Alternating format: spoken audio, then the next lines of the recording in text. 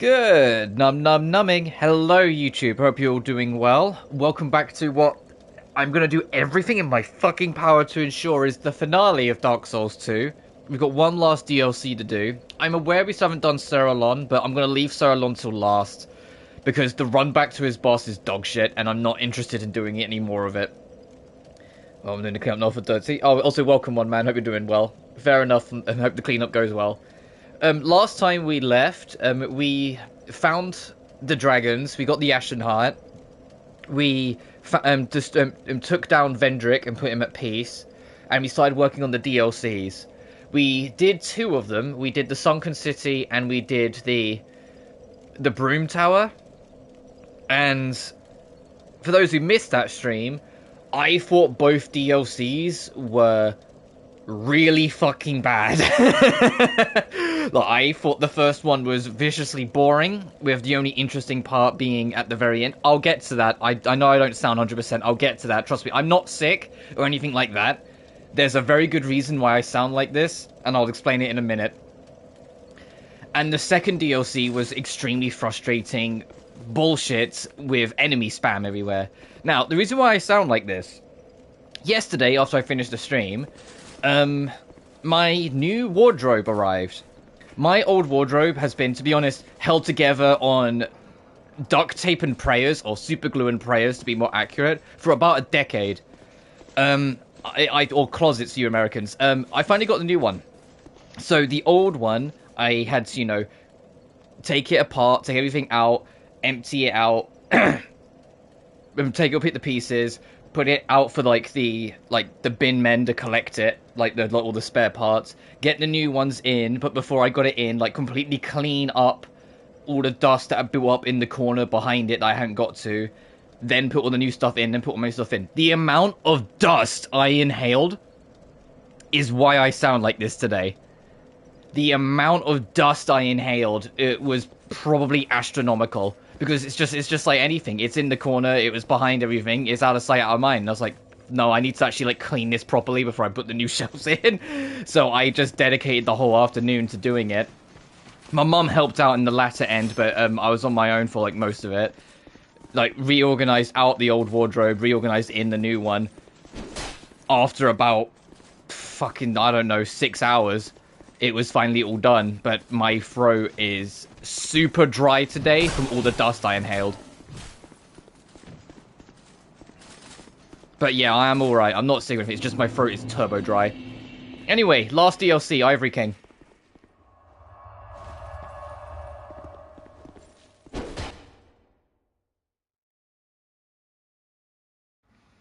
Bup. Oh, this is inviting.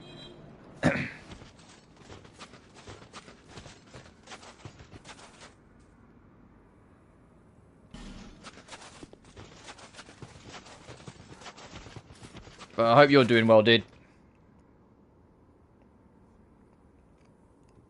But yeah, my plan is, we've got this DLC, and we've technically still got Sir Alon from the previous DLC, the optional extra boss. But we've done the main story of the previous DLC, so we will save Sir Alon till later. If the run back pisses me off, however, I am finishing this game today. There is no here, there, or but about it. I am finishing this fucking game today. If Sir Alon and the run back in particular starts to piss me off, we're skipping. Because I'm just not interested anymore. I like the process type yeah. Yeah, this game, I have my problems with the main game, sure, and there's a lot I like about it and a lot I don't like about it. The DLCs right now are 2 for 2 for just being dog shit, so I'm hoping this third one is a little better.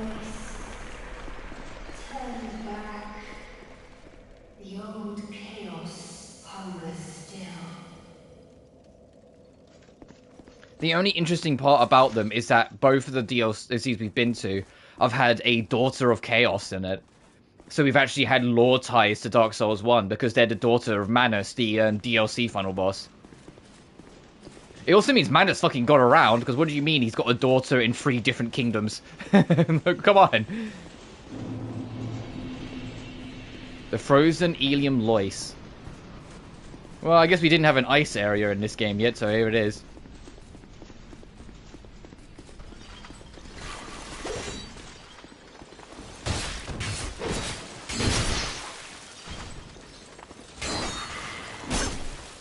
The only, like, compliment I can give the previous two DLCs is that I liked the reference that the Broom Tower was, like, a, like, nod to Shadow Tower, the game. That was kind of it. Because, like, the Shadow Tower, the Broom Tower is an inverted tower you start at the top of and you descend down to the bottom. With the main threat and target of your objective being at the bottom. But how you approach it has various different angles. But regardless of which angle you take, there's going to be a lot of fighting. The thing that made Shadow Tower work, though, is that that was the whole fucking game. And it wasn't that long. Broom Tower is just enemy spam the area, and then when you reach the end, you're not done. It's just the area.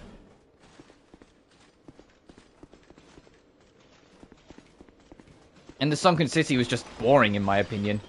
I just think it didn't have enough to go off, and all the lore and interesting stuff about it was all shoehorned until the very, very end of the whole area. So you're just navigating aimlessly for most of the DLC.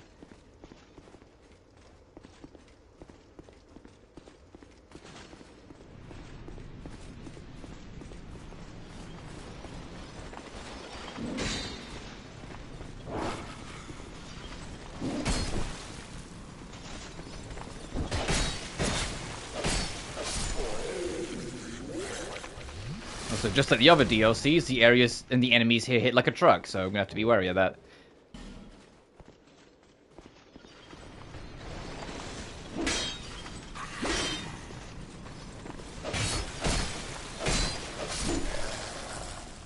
But my intention is to get this done today, spend most of the rest of the week on Death End Code Z or Atelier Shaley, like on and off. Then on Sunday, I'm undecided yet, and it's left as saying undecided on my schedule. But on Sunday, I'm either going to start Resident Evil Village, because it's the last Resident Evil we need to cover before Requiem comes out next February. Or Stellar Blade. But the reason why I'm slightly hesitant with Stellar Blade is, and to be honest, my hesitation was proved almost instantly. It wasn't the commenter's fault, he just kind of proved my point. That, like, there was a commenter on the post that was recommending Stellar Blade, but through it immediately highlighted my hesitancy, which is if I'm playing that game, I'm playing it like I know the game's horny, I know the game's got a lot of sex and like sexual content and like fan service and shit. I'm not here for that. I'm here because it's an action game, and it's an action game that looks fun. We can have our jokes here and there, but if the whole chat's just gonna, if the chat can't behave themselves and they're just gonna be annoying about it, I'm not gonna want to play it, you know? And, like, the fact of, like, the first person was, like, that commented about it, went, oh, Stellar Blade, that's good. It's also, like, really great if you're into those kind of things. Wink, wink. I was like, I already fucking hate this. So my headset's getting staticky again, one sec.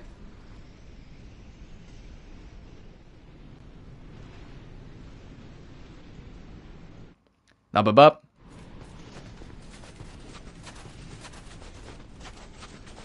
Well, I don't mind the odd joke and whatnot. It's like, you know, sex ain't that fucking sacred. But if it's going to be the only thing, like, and it's going to be very constant that people bring it up, it's going to get really annoying and really old fast. Like, let me enjoy the action game. I don't fucking care. You know?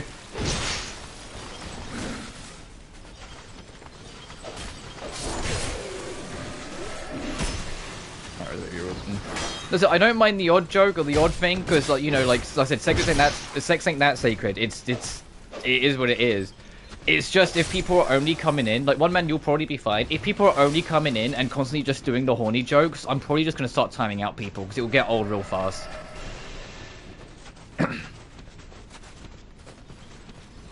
Because, like, yeah, the game leans into its, like its sexualness and fanserviness. I'm not going to say no one talk about it whatsoever, because it's literally part of the game's identity.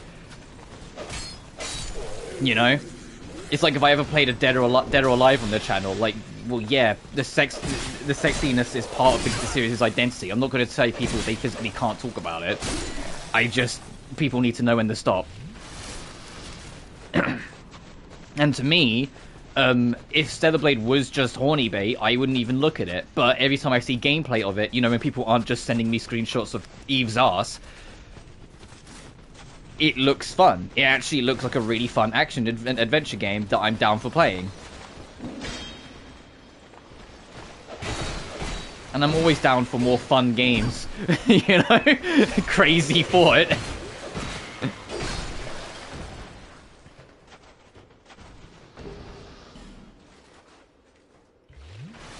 Volleyball games. Oh, I'm aware.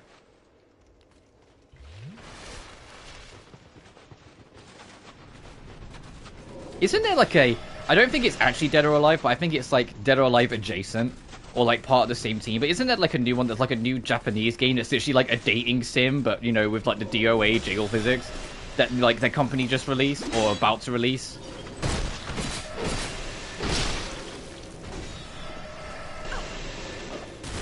I feel like I remember seeing a Noisy Pixel post about it. Yes, I'm not sure.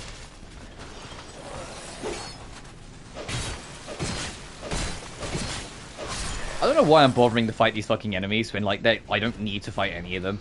I am level... Where's my states?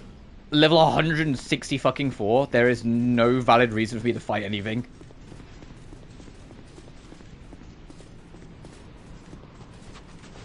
Sure. It'd be nice if I could, like, see a little more ahead of me. I get it's trying to be like, oh, the snowstorm, what's amidst the storm, and all that shit. But it's like, hey, I really can't see anything, huh?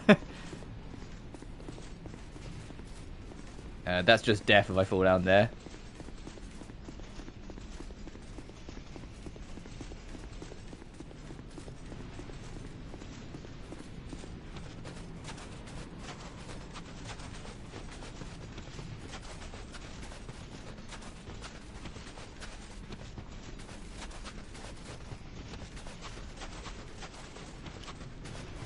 But it's like where like if I ever played, I'm trying to think of like another game where like there is actually like a real world chance one day I might actually play it, but also super horny.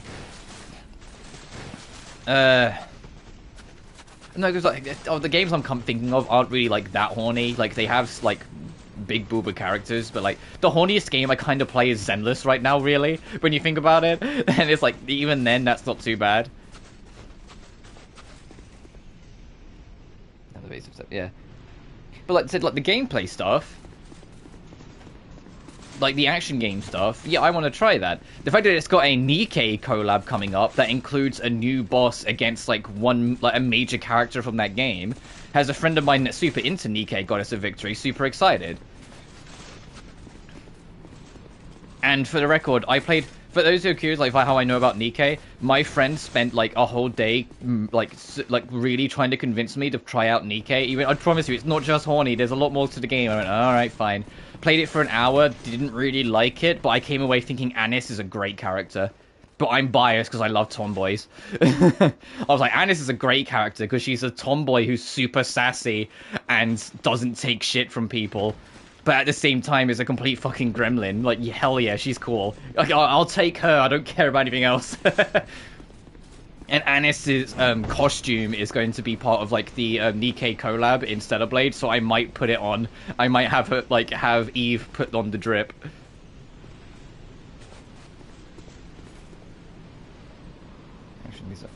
Well, I mean, I know it, like, it's not full action, but it's not Souls either. Some people are saying it's Souls-like. It's, like, it's not quite Souls-like, but it's not pure action either. It's somewhere between, where it's more deliberate and slow, but there's still, like, combos and other actions you can take, if that makes sense.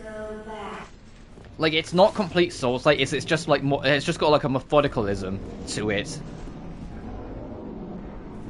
Oh, that sounds like danger behind here. But we'll see. Please don't tell me this boss. But the clips just turned me off a bit. Fair enough. Please don't tell me this boss is in this thick fog where I can't see shit. Please tell me the boss is at least glowing or something.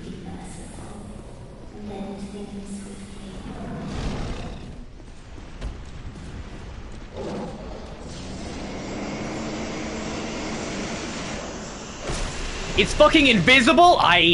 Alright, here we fucking go.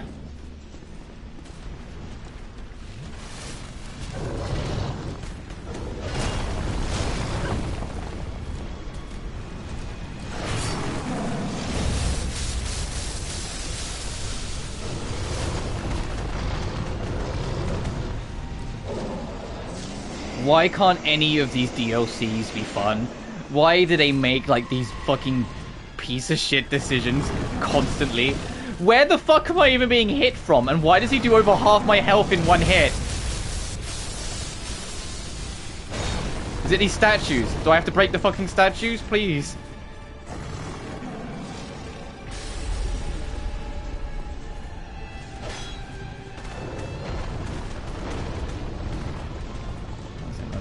I mean, as like, yeah, Senran's another one where if I ever played Senran Kagura, that one would be like a, hey, chat, be on best fucking behavior or you're getting timed out, because I'm not putting up with that shit.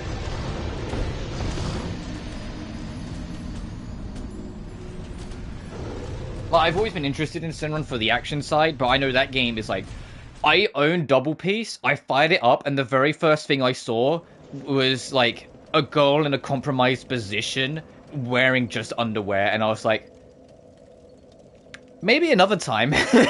Maybe some other time.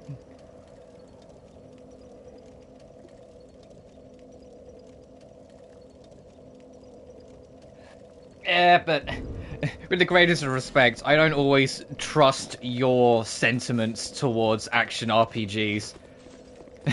With the greatest of respects. You know I mean it in love, but you don't really like most, if not almost all of them. At least that's how you always tell me how it comes across. So if you tell me you don't find anything out of the action, I'm like, that doesn't really, like, change anything for me in terms of my perspective. Oh, yeah, I'm aware. Alright, so we got a boss fight immediately. What do we think we're supposed to do here? Okay, we can't break the statues, only the boss can.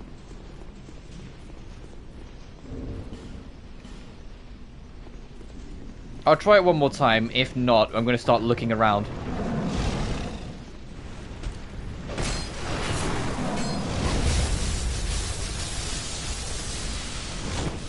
Alright, it's going great. I have no idea if I'm safe yet. No, of course not. Let's look around. There's got to be something. I know these DLCs are bad, but there's no way it's this bad. There has to be something I'm missing that will, like, illuminate and make this beast visible.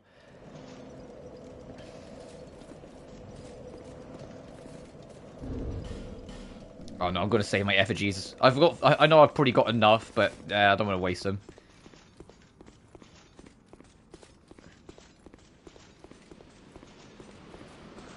Irony visiting by default. Here. Alright, so instead of going left, let's go back right. I think that fall is too steep, but I think I'll die if I drop from this height, even with the cat ring. I think that's just...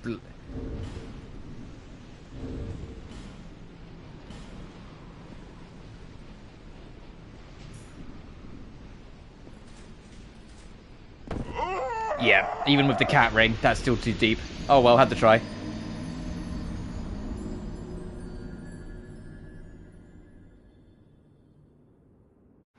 Bip up.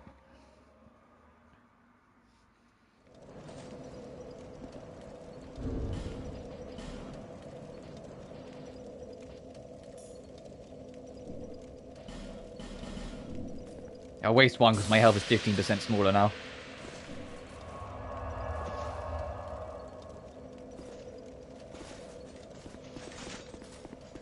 But yeah, at some point I'll sit down and actually play Senran Kagura and give it a fair, honest go. Because I've seen enough combo videos to know that the game has at least some source with its action. Like, you could do some things that are kind of, like, unique sort of thing. It's just actually sitting down and fucking with it, you know? Alright, let's see if we can find something. Ow.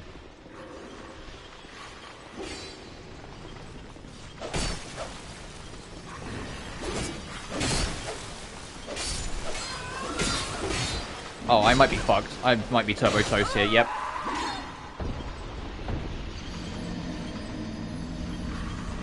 But I saw that praying maiden, so I wonder if it's something to do with them. Like, if we need to track them all down.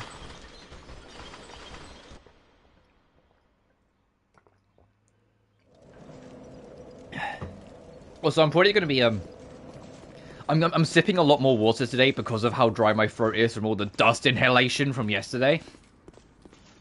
So I'm probably going to end up taking more little breaks as a result of drinking so much water. So brace yourselves. I'm going to spoil Go to Z. I'll say one thing isn't a spoiler. Go on.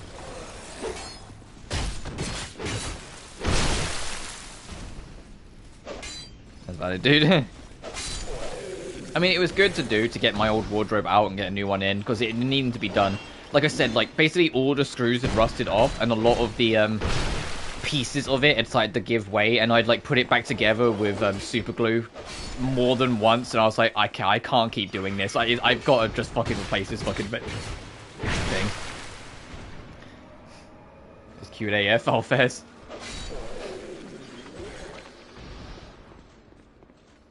I think the biggest thing with Code Z is seeing how it will tie either directly or indirectly into free.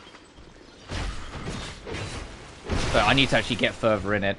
But I've just been really in the mood for other stuff, which is why I haven't really been playing much of that or Atlas Shaylee.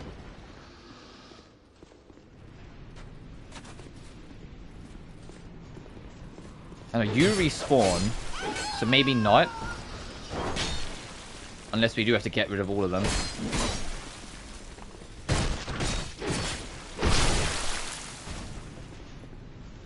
Tag her.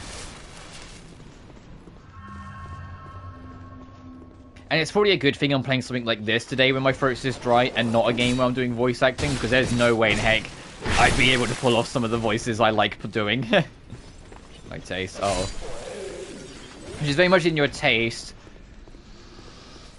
And I'm trying to think, like, who's that one fucking girl you was obsessed with in Trails for ages? Is she like that? Is she like her?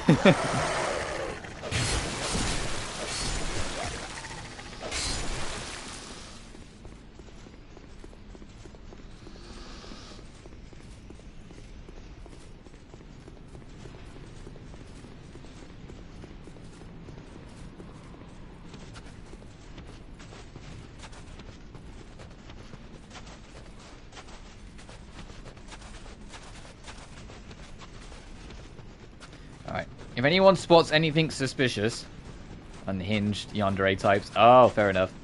If anyone spots anything suspicious, I think there might be something to do with these. That might make the invisible dog visible. Feel free to say. I know there's like no fucking visibility right now, but we'll figure it out.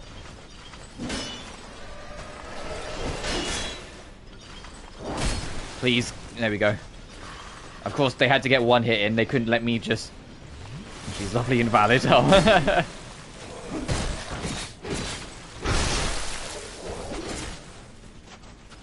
Hey, do you want to get fucking backstabbed too? Yeah, fuck you.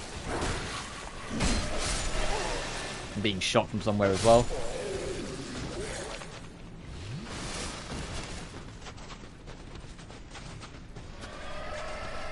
I'll come back for you.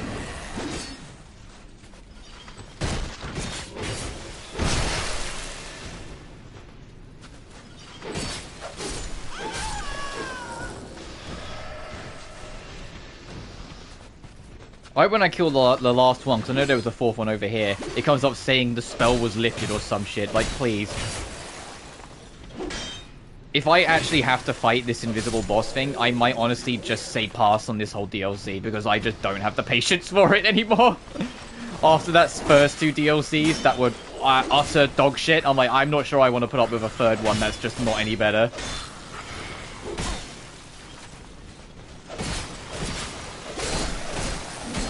Like, I think this game is the reason why From Software don't do that many DLCs in their games. Because, you know, quality control. And the thing is, all three of these DLCs, I think back in the day, back in like 2013, all of them released within like a 4-month window. Like, they came out pretty damn quick together.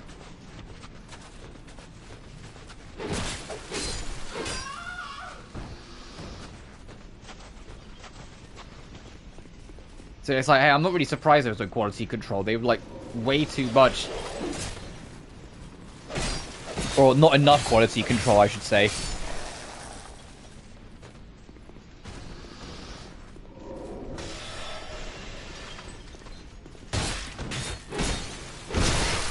Oh, there's a room here. Did I go in here?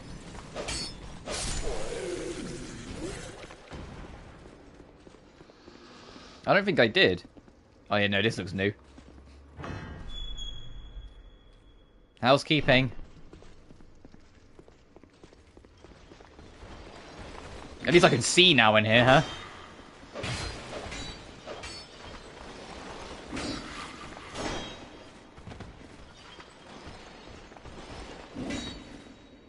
Oh, there's more of you in here. Put your fucking shield down.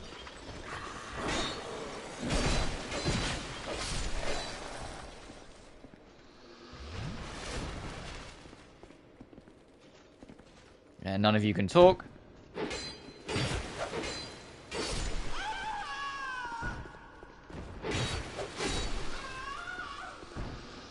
Maybe I'm the bad guy.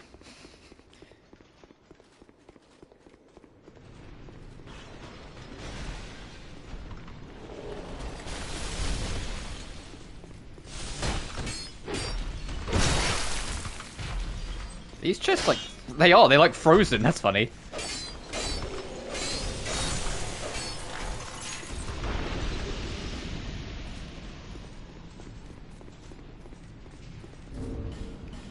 Do I have a spark stone? Can I melt it?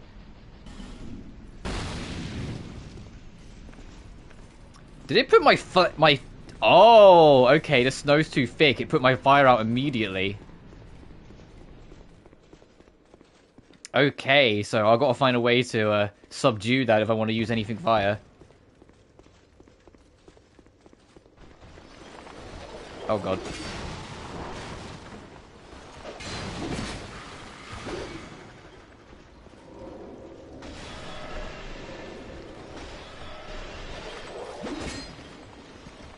Oh, whilst I'm doing this, the 2.1 characters for Zenith Zone 0 have had their drip market now.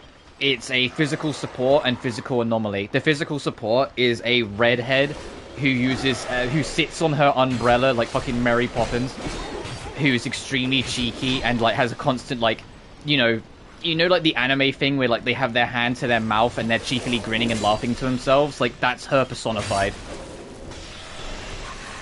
Whilst the anomaly girl is a bunny girl who's a fencer.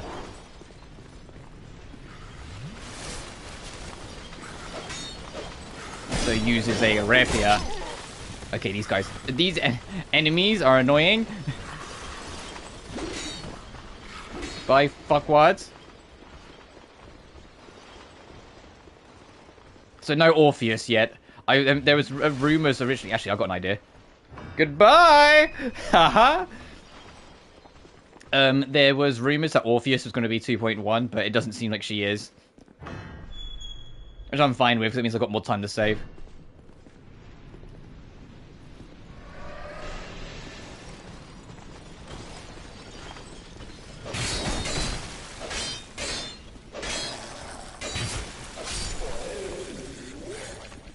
Now you're speaking my language.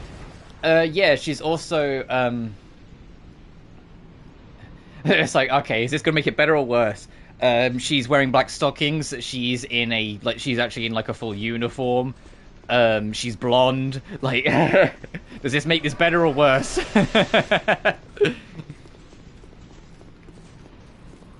But, she's the, physical anomaly character. Whilst the redhead is the physical support. Which is great, because if she's a physical support, you know who she'll be good for then? Vivian. So you can have the Umbrella Girls, because Vivian also uses an umbrella as a weapon. You can have the Umbrella Girls together. Are you serious, buddy?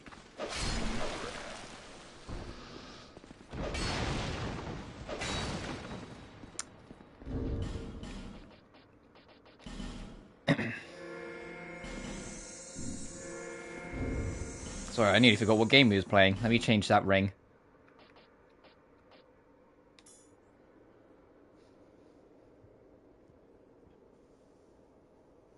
Yeah, no level there. Hey, is there another bonfire around here? As my throat goes a little bit.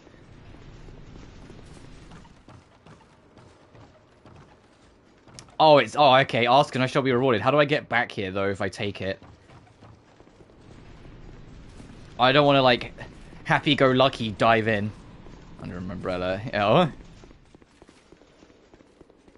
I'll check over here first, but the first sign of danger, we're turning back. I just want to see what's over here.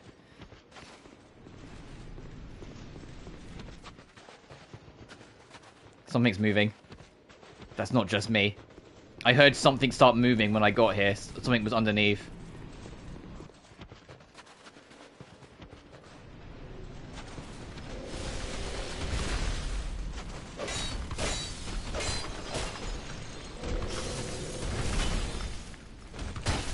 Fuck. You. Oh, you're still not dead? Okay, cool.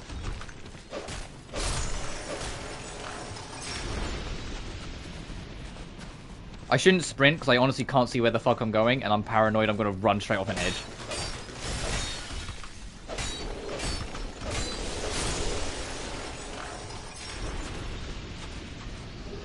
An old bell helm.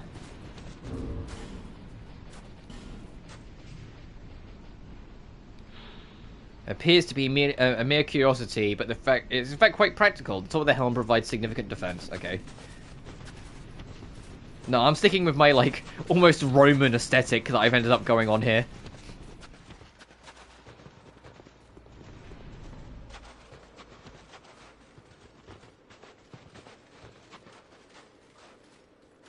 Please, there we go. Okay, well, at least the progression through this area seems vaguely normal right now. We fought some enemies, we've, like, navigated a bit, and now we've got a bonfire.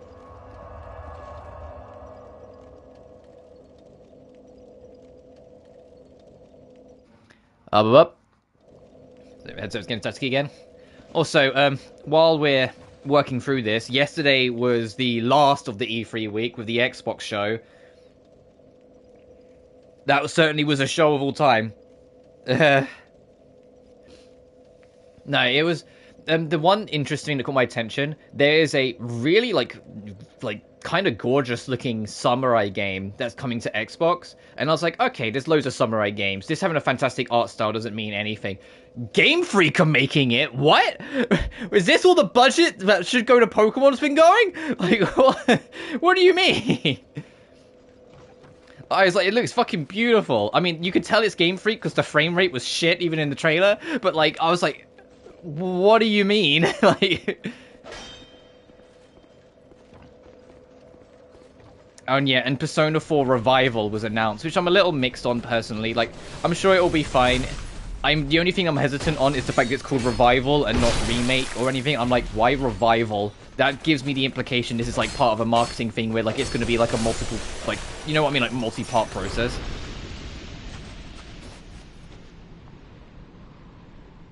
Not resolving ghosts. Well, yeah, and them announced their one more thing, their special exciting final announcement just being this year's COD. It's like, that's every fucking year. That's like saying one more thing, by the way, there's a new season of MLB. That's not we know. We know. What do you fucking mean? And calling it Black Ops 7, so I know Black Ops, like, it's just going to become more uninspired, it feels. But yeah, the reason, I think the reason why they're not continuing Ghost is because, at least... Like, even ignoring my bias, because for those who don't know, I think Ghost is awful. I fucking hate that game. But even ignoring my bias, it didn't sell that well, and was, like, the first Call of Duty at the time to kind of, like, get subpar reviews. And I think that's just made, maybe not Infinity Ward, I'm sure they would love to continue it, but Activision, their, you know, parent company, hesitant to do anything with it. They would rather do what sells, or what they know will review well and sell.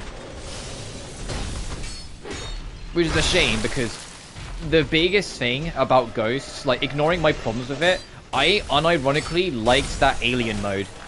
I forget what it's called. You know, that, like, their version of zombies, like, that alien mode? I thought that was actually really fun. I loved working through the objectives. I loved, like, doing the piece by piece of it. I thought that was genuinely inspired and refreshing, and it never came back because, you know, they didn't want anything to do with Ghosts thereafter. pick up Riley. Yeah, that dog was the best part of Ghost. That and the fucking fish AI. But, like, I hated the multiplayer because that was back when, like, that was when Call of Duty first started really, really leaning into giant maps, and I just don't think it suits Call of Duty's snappy gameplay to have giant maps. I feel like you should be, like, you should always be 2 corners or 1 street away from the action in any situation when playing online in Call of Duty because of the snappy nature. You should have enough room to get your bearings, but you should be able to get straight back into it. The fact that, like, if you played in Ghost and you ended up on the fucking Stonehenge map, you wouldn't see someone for, like, a minute straight sometimes. And it's just like, I'm on big team battle, or the equivalent of. Like, this is, like, 9v9. Where's anyone?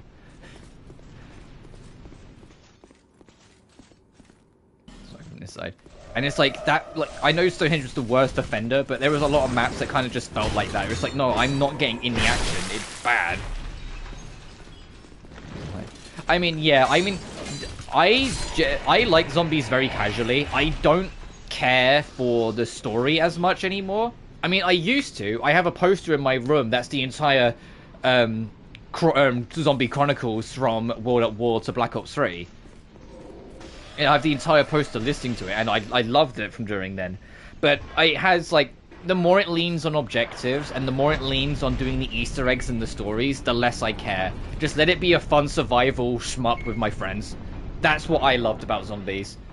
That it was like, if I had a group of friends together and it would just turn into like a 3-hour podcast session between me and my mates whilst shooting the shit and like getting ray gun and shit, you know what I mean? Like, it was like the perfect, like, just kind of vibe and chat game. Like, just shoot zombies, get your guns, pack a punch, vibe around Kino der Toten, and have a good time. Okay, so there's absolutely going to be a way to melt all this that we have to come back for. But yeah, the last COD I really played was MW 2019. But I also kind of, like, because I wasn't enjoying Call of Duty at all by then, I was kind of more getting them because a friend of mine really wanted me to get them. But MW1 2019, despite having some problems, I, as a whole, actually really enjoyed it. And I went, you know what, I would rather end my time with this series on a game I like than keep on suffering, like, games I don't until I get fed up, you know? I'd rather, like, end it on my terms on one I actually had a good time with. The only time I've played Call of Duty since when it's like remasters of like the older ones, like the MW1 and 2 remasters.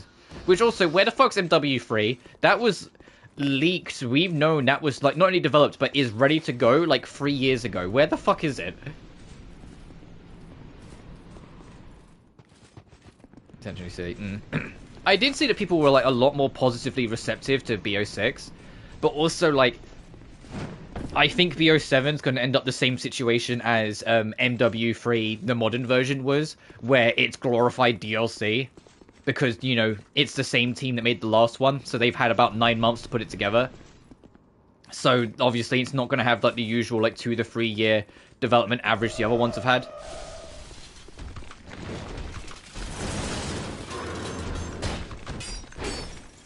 I'm honestly surprised it was Black Ops. I know Black Ops is going to continue because I don't think Black Ops is going anywhere. I think Black Ops and, like, we're always going to get another Black Ops and another Modern Warfare kind of deal. But I was expecting it, like, I was expecting it to either be MW or just something else this year to give the other teams a chance to actually have time. But no, I guess Microsoft is not even remotely interested in letting that happen.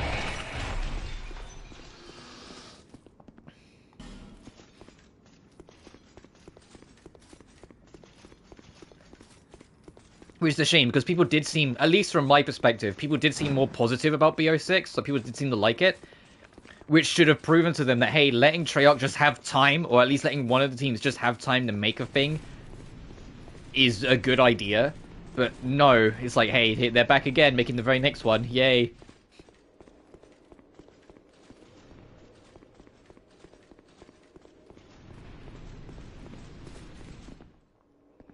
And then, of course, the scumfucks. Oh, I know. Keep in mind, I'm the Tomb Raider fan. I know that, like, franchises I love can get milked into the ground instead of letting any creativity breed, eventually killing the identity of it entirely. Thankfully, Tomb Raider's in a healthier position now, but unfortunately I can't say the same for a lot of other things. Oh, there's... You son of a bitch. He was invisible, but I heard the crossbow reload the bolt, so I was like... I heard the crossbow load the bolt, so I knew there was someone on it.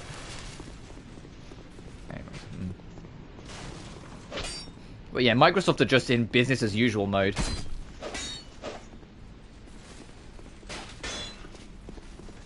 Oh, you are around here. I felt your hitbox. Where are you?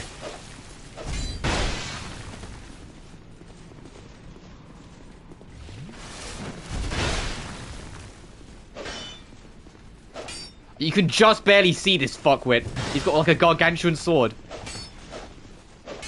Where'd he go? Uh-oh.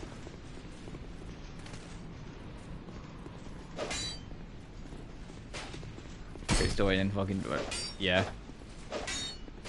It was a shame, because Pepperidge Farm still remembers a time when this wasn't the case. I still remember, like, in retrospect, like, the golden years, but, like, how we went...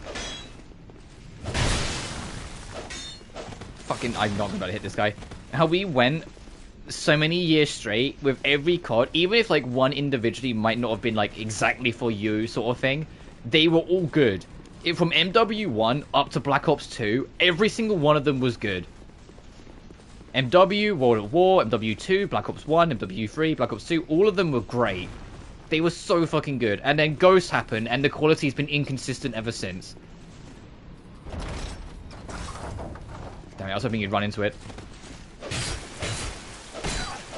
Gotcha, you bitch!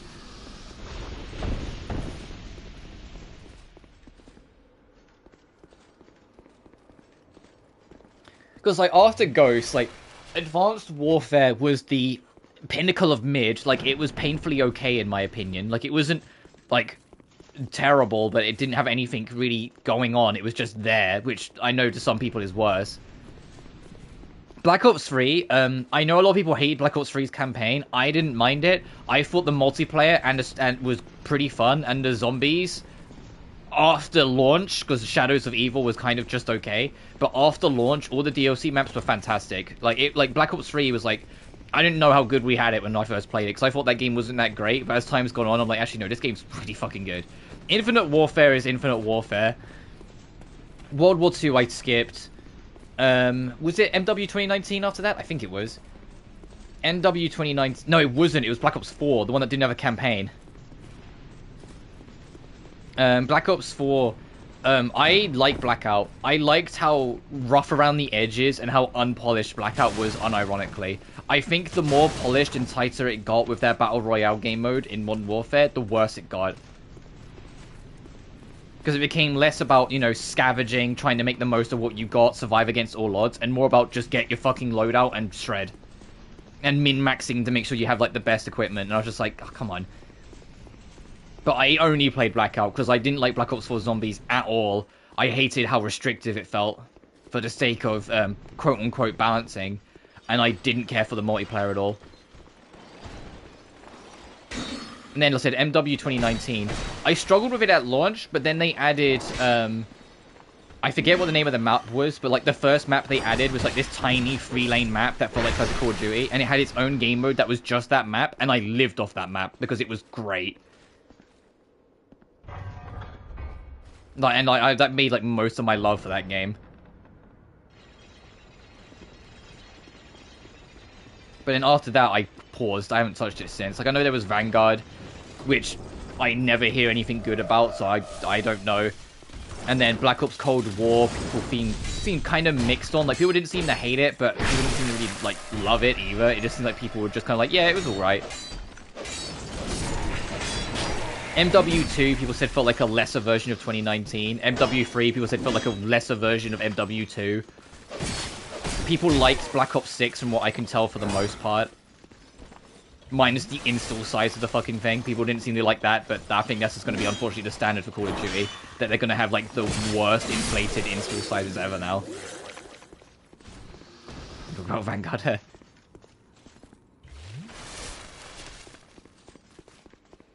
I know it will never happen, but you probably know what I'm going to say. The biggest thing Call of Duty needs is to just take a break. We know it will never happen. The only time Call of Duty will stop is once it's completely crashed and burned. It will carry on until it literally can't make money. And it still does. Call of Duty is always one of the hottest selling games of the year every year without fail. Yeah, its sales aren't as high as they used to be, but they're still in the millions, you know? It happened once? What, you mean between Call of Duty 1 and Call of Duty 2?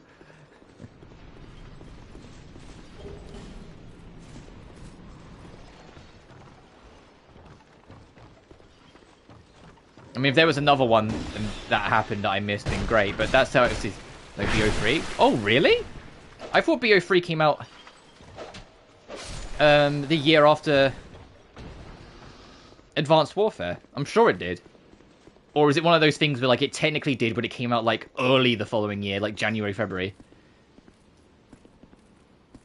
There was a 1 year gap. Oh, I didn't know that. I thought... Well, after Black Ops...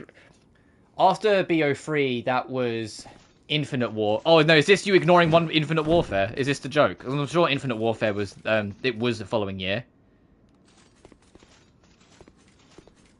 It's an island. Oh. I mean, I could just look up the release schedule and, like, we can figure it out between us, but we're already 50 minutes into this DLC and we haven't even taken down the first boss because I don't know how to make it not invisible. And I don't want to fight it invisible because that sounds like agony. Agony!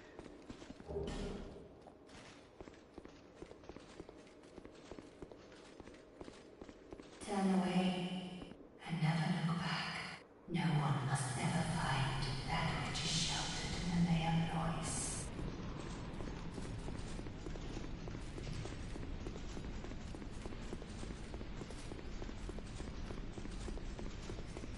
Because Infinite Warfare came out the same year as Battlefield 1, which is why we got World War 2 immediately afterwards. Like, the next year, because Activision was like, fuck, people aren't interested in future shit anymore.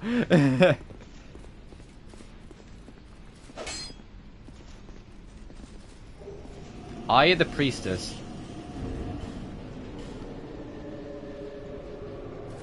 Allows... Oh, hell yeah. Okay, we can now see the dog.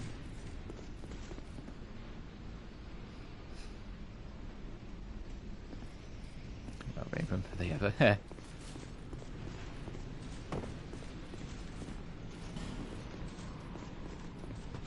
I mean, when it comes to, like, people not liking futuristic stuff, that very much came out because of Burnout. People liked it at first. People were pretty on board with it for being more creative, giving more options, you know, things like that. Like, actually, like, expanding options in gameplay. It was just suddenly everything all at once happened, you know? Like, Titanfall 1 came out, and suddenly Halo was taking ideas from it. Call of Duty was taking ideas from it. Battlefield was taking ideas from it. And everyone very quickly went, oh, well, this is cool too. Oh, Jesus Christ.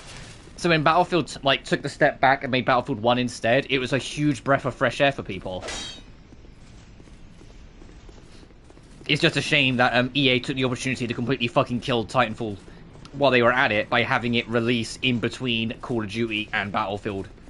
Like, you, like, come on, guys, you knew what you were doing. They were trying to kill it so they could buy the company. And lo and behold, they now own Respawn.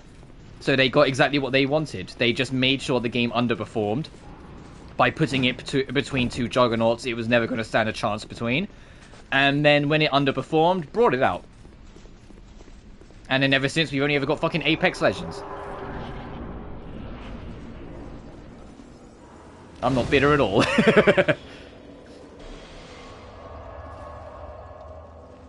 Yeah. The week before Titanfall 2 was Call of Duty Infinite Warfare. The week after Titanfall 2 was Battlefield 1. Keep in mind, EA owned Battlefield as well, so they knew what they were doing. They had complete influence on that, and they decided they wanted to own Respawn, but they were too expensive, so they made sure one of their games bombed, so they could buy them. And then they did, and then all they've ever made since was Apex. And it's a real shame. I know Titanfall 2 is not for everyone. I know it's not for everyone. But for me, personally, Titanfall 2 was the biggest fucking breath of fresh air in FPS games at the time. It was the only FPS game I was enjoying. Because keep in mind, my options were fucking Halo 5 or Call of Duty. And Call of Duty wasn't good anymore, in my opinion. And I hate Halo 5. So it was such a beautiful breath of fresh air. It was such a fun, like, unique little game that just got murdered. You know? So I know it wasn't for everyone. Some people really weren't on board with the future stuff. People weren't on board with the mechs. And I completely get it. It was different. But as someone who was, I loved it. It was so fucking fun.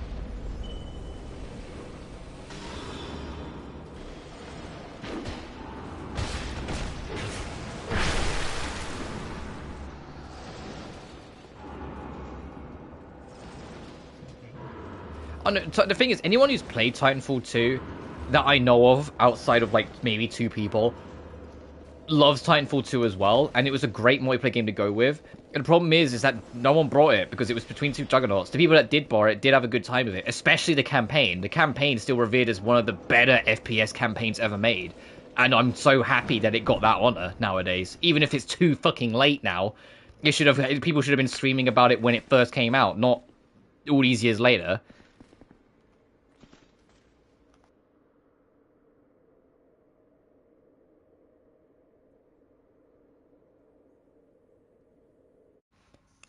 Sorry, headset got staticky. What Titanfall 1 ended up doing to the industry wasn't Titanfall 1's fault. It was just, you know, super successful, and so every company under the sun jumped on it. Titanfall 2 slander, though, I just think's wild because it's literally everything people wanted, and yet because it's slightly sci-fi at times, people were suddenly like anti it, and it's like, hey, no, it's a campaign that's actually got a fully realized story with stakes, villains that matter, and a rise in that drama instead of just being an action slot. A multiplayer that actually cared about balance and put making sure the team synergy was there. Maps that are actually fun to navigate and have landmarks that are easy to identify to figure out your way around there. And lots of side content. Yeah, you might not like it personal level, but objectively, it ticked every single fucking box it needed to. You know? And so when people go, oh, it's a bad game, I'm like, no. You might not like it, and that's valid. Everyone has their own likes and dislikes. That's just the nature of everything. But when people are outright go, oh no, it's a bad product that shouldn't have existed, I'm like, are you out of your fucking mind? It's exactly what you were saying you wanted.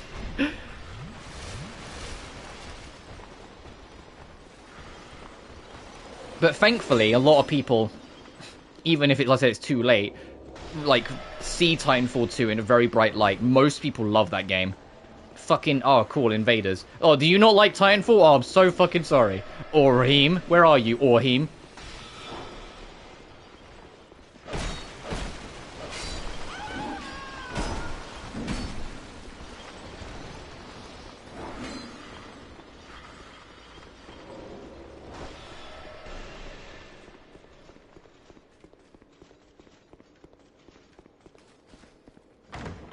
What the fuck?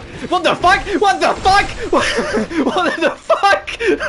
What the fuck? What the? A fucking barrel just crept up on me. What the shit?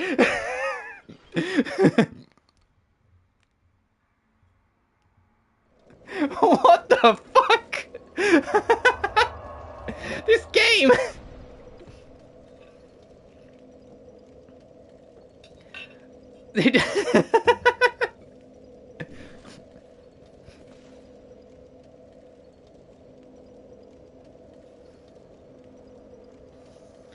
Yeah, so Titanfall 1, I love Titanfall 2, I don't care for Titanfall 1.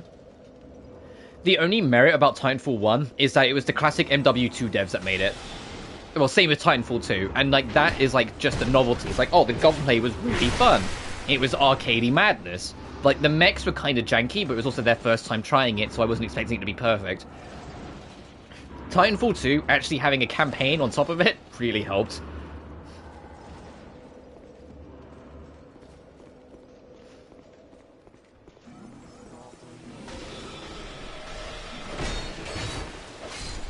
I don't know, I think I'd like, for me, I just want an FPS I can give a shit about again, and Call of Duty's not doing it. I'm no interest in playing anything EA published. We're never getting Titanfall 3. And I don't think there's going to be a new Halo anytime soon after Infinite. I think there will be more Halo eventually because it still like sells, but I just don't think it's going to be anytime soon. And all the stuff that's like outside of those like main bubbles just aren't appealing to me right now. Like X-Defiant wasn't appealing to me, and I think the servers are either going down or are down now. Like Splitgate 2 was vaguely interesting to me, and then they spent the entirety of their presence on Summer Game Fest making it an absolute PR disaster, like the likes I have never seen. And I'm just like, I don't want to play this game at all anymore, because the guy who came on stage and was the director of the project was an utter piece of shit for the entire time he was on the stage. Like, I knew it was like a bad sign the moment he came on and he was wearing a hat that said "Make FPS games great again." And I was like, uh-oh, this guy's gonna be a fucking dickhead, I already know it. And he spent the whole thing just dogging on every single FPS over the past 10 years, said that his game, Splitgate 2, is gonna be super original and like break away from the norm, and then immediately announces it's gonna have a Battle Royale mode, you know, like every single other fucking FPS game has right now. So it's like uninspired slop. And they already like promoted there's gonna be like microtransactions and cosmetics up to $70, and it's like, man, like, I was vaguely, like, interested in this. Now, I want nothing to do with this. Fuck yourselves, actually. like, Splitgate 2 went from something I was vaguely interested in to I will never touch it in a million years. In the span of, like, a minute. That guy had, like, about 60 seconds on the stage and committed that severe of a PR disaster. And I was just like, oh my god. And, like, anytime I've seen anyone talk about Splitgate 2 since then, it's people saying that dog shit. You know, people are, like, not on board with it even remotely anymore now because of that. And it's like, yeah, well done, dickhead. I hope it was worth it.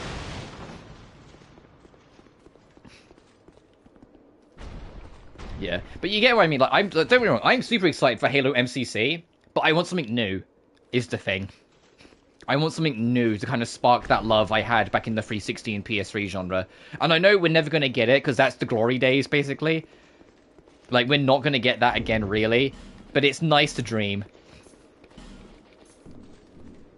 Alright, we know this Dark Knight's hiding in a fucking barrel.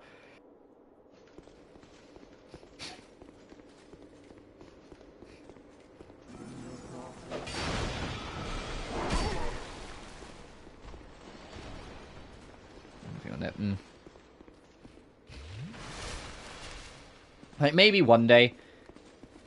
I mean, heck, like I said, people liked Black Ops 6, so even though I'm late to the party and, like, you know, the hype market's gonna start for 7, I might still try 6 at some point. But I just feel like, even if I like it, it still won't be the same, and I know that's like a nostalgia perspective at that point. Fuck.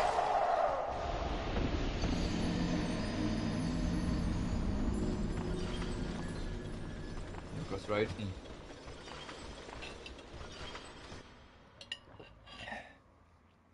Because the only other thing I would have wanted, if it's not like a proper, like, arcadey FPS game, was something like Thief coming back. And I got my dreams crushed immediately during this E3 season, because they did announce a new Thief game. I was like, VR only!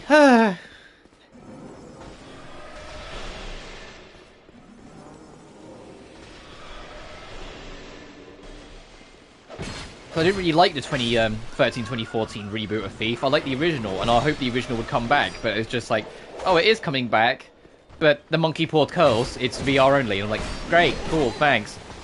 I'm gonna die again at this fucking rate.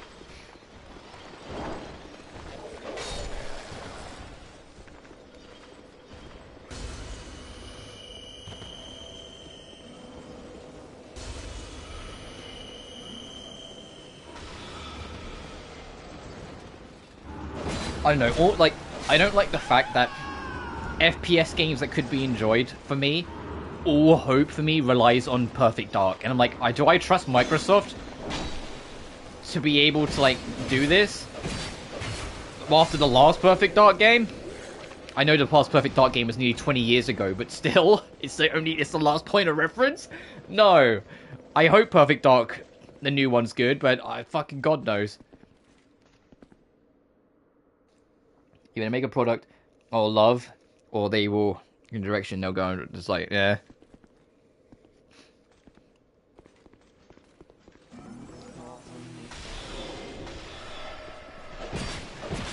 Yeah, I see. I still, like, I don't know when they're gonna... I think it will probably be Tokyo Game Show. We'll see Net. We know it'll be this year. They've said it many times that Net 5 will be officially revealed this year. It's just when. And I think they'll probably wait for Tokyo Game Show. Where they could probably have, like, a demo for it as well, so people can play it there.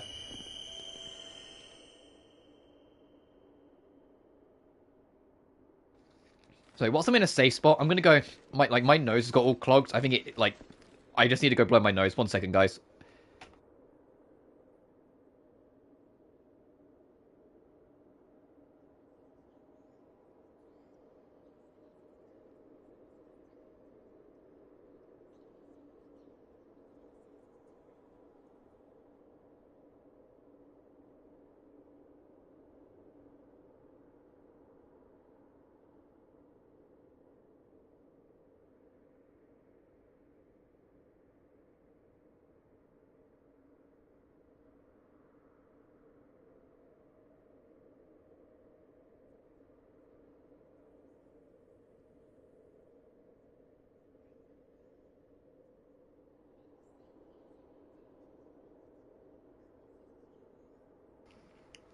Ah, there, I can breathe again. It's more and more. I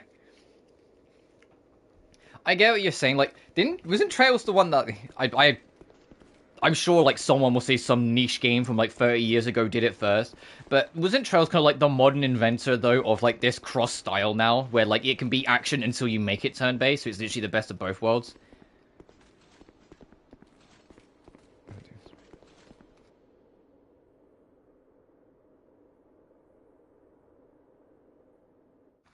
And also I'm so happy that Claire Expedition Claire Obscura Expedition 33, sorry, is sold super well from like a kind of low budget AAA team, and is like a great turn-based RPG with Legend of Dragoon mechanics in it, where you can like do like charge special attacks by timing the attack button and shit. But I'm tired of people pretending it's like the only turn-based RPG that made, when literally won Game of the Year last year. No. You got the... No, it's not an F RPG. It's a J RPG. You still keep the J. You just put a little apostrophe after the J. Come on. Because it's French. It's J RPG. Sorry.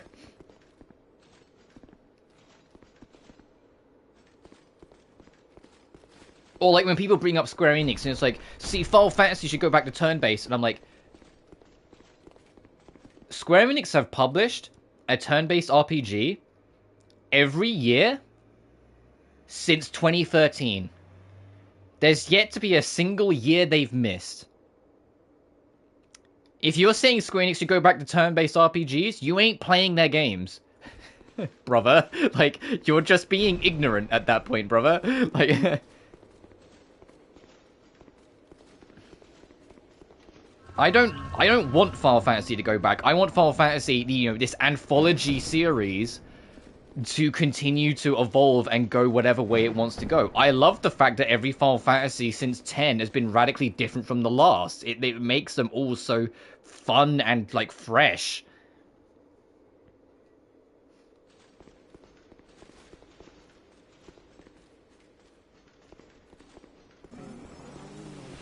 And also, like, the whole time Pokemon still sells, like, 15 million units per entry, turn-based RPGs aren't going anywhere.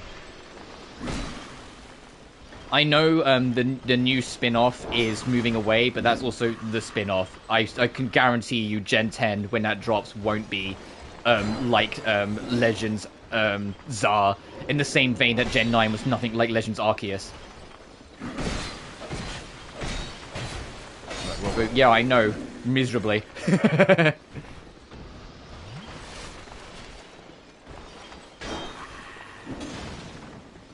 So Gen 10 already. Next year is the 30th anniversary of the franchise, and Gen 10 is expected to release with it, so yes. Gen 9 was 3 years ago. Legends Czar is this year, so next year will probably be Gen 10, because it's usually 3 years per generation. But considering this is 3 years, but Gen 10 isn't coming out, they're probably waiting a year to drop it with the 30th anniversary, which makes sense. If you're going to drop a new generation, having it on a big milestone like the 30th anniversary is like, yeah, you go for it. But yep, they were on Gen 10. I hope it's not got stability issues like Gen 9 did, because Gen 9 actually was pretty solid, but it was just let down by, you know, the game ran at 10 frames per second.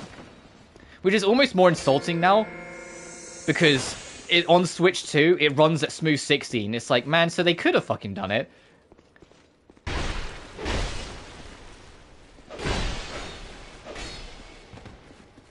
But yeah, the Switch 2 raw powers Gen 9 to run at smooth 60 frames per second. Which is crazy that it's gone from the least optimized to the most optimized, and all it took was a jumping up a console.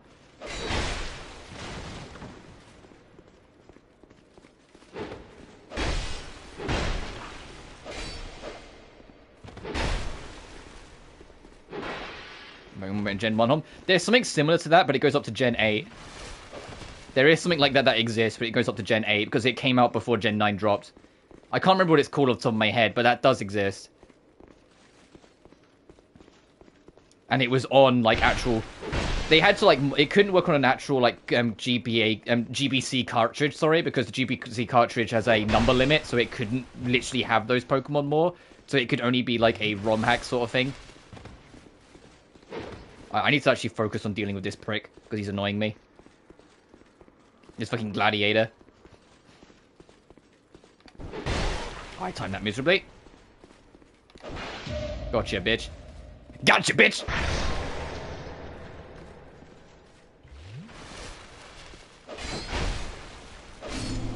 There we go.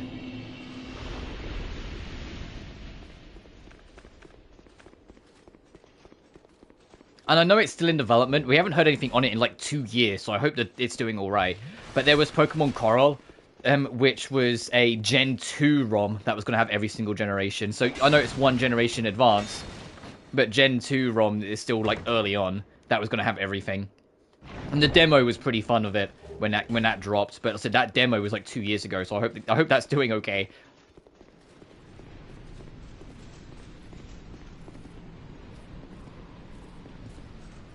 Oh, we've done the full circle. Okay, let me go use this bonfire and use my effigy and then get ready to fight the Doge. And so I see you summon. Who are you? Masterless Glensar? Yeah, I'll bring you along.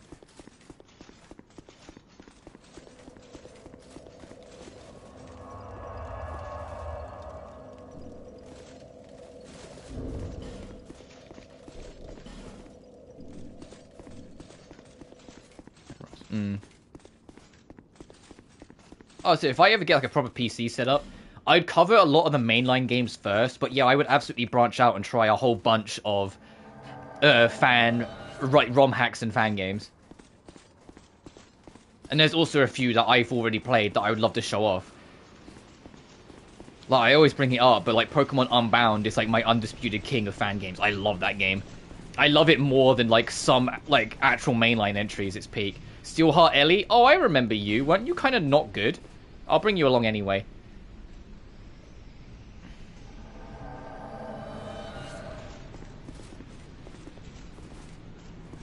At least the run back is actually good, which is more I can say for most of the bosses. Do you love Flora Sky? Yeah, like Flora Sky I do want to try out. That is on my radar. I am genuinely like super curious about that game.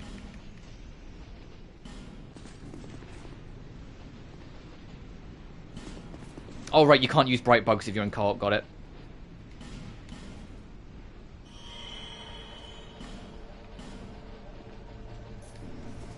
Oh, whoops, nope, nope. Nice, thank you. Alright, let's go. Hopefully we'll be able to see the Doge now.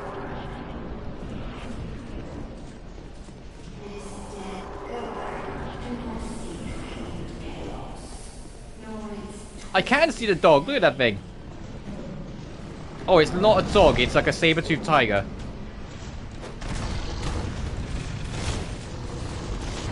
Guys?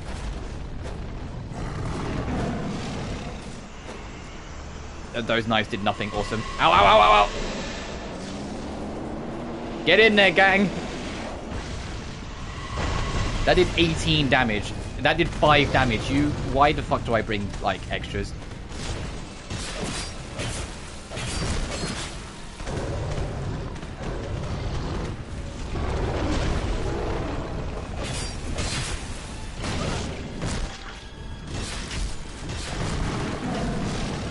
The biggest one, though, like, when I get to, if I get a PC set up and going through the gen, when I get to Gen 2 and Gen 4 specifically, I won't play the DS versions. Gen 2, I will play Pokemon Crystal.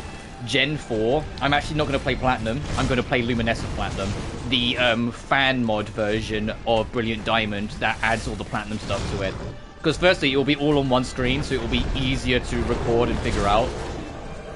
And secondly, some of the quality of life they've added are like, no, it's probably better than actual base Platinum. Of course, because, you know, the fans do what the devs can't.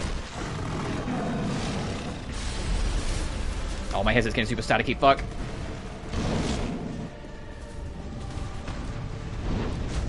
Hey, Bib up. Alright, we're good.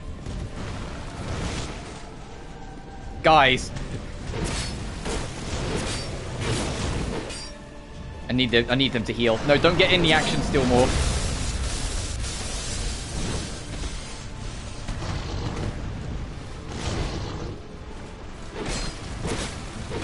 I mean, it's good that Tiger's only targeting them, so it gives me time. It gives me time to, like, get in a good position. But at the same time, these guys need to fucking heal. Because that will happen. Alright, we're 1 down. Ow. I'm stuck.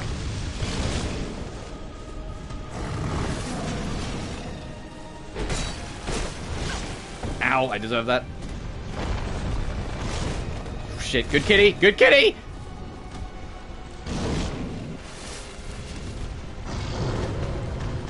Please heal, Ellie. I swear to God. God damn it.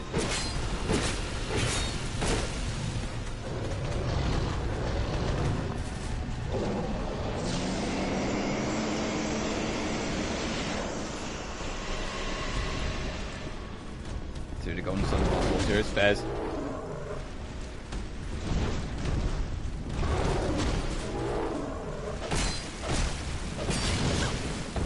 Every time you bring up Golden Sun, I'm like, oh yeah, isn't that the new one? No, it's Golden Axe. Like, I always forget, it's the wrong one.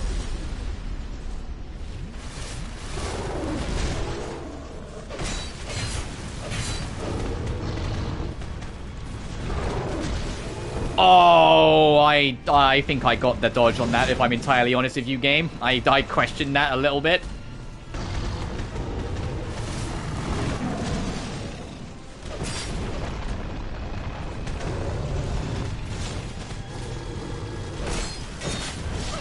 Ow.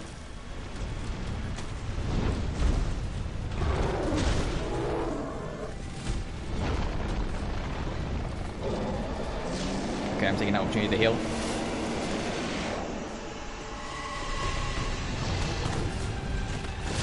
Yeah, I deserve that. He delayed the shit out of that. Whoa.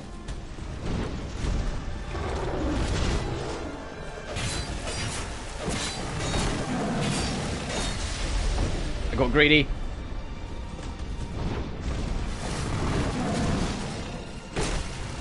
No! It's so close! Gotcha. Alright, we can actually proceed. We're only an hour and 15 into the stream. We can actually proceed with the DLC properly. Soul of Arva's the king's pet. What does the soul read? Each of the Ivory King's 7 beasts was conferred a special duty. Arva's was the guardianship of the king's beloved child of Dark. Okay, so to look after the Abyss daughter. Got it. Doesn't open this side. Okay, that's a shortcut.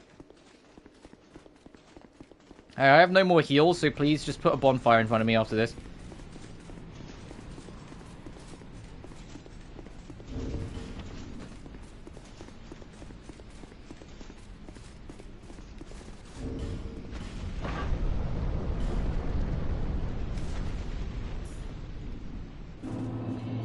Grand Cathedral.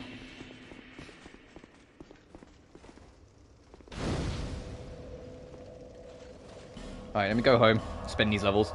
Also have a sip of my drink.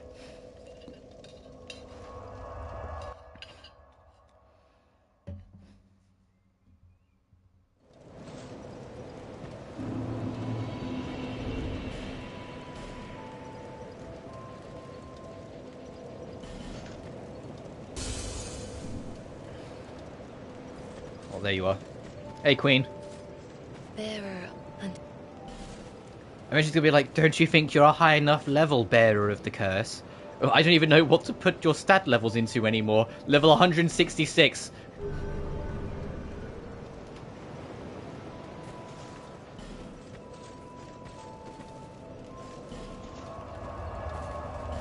I missed 2 areas, okay. I'm not that fast if I miss some areas, I just want to get the DLC done now.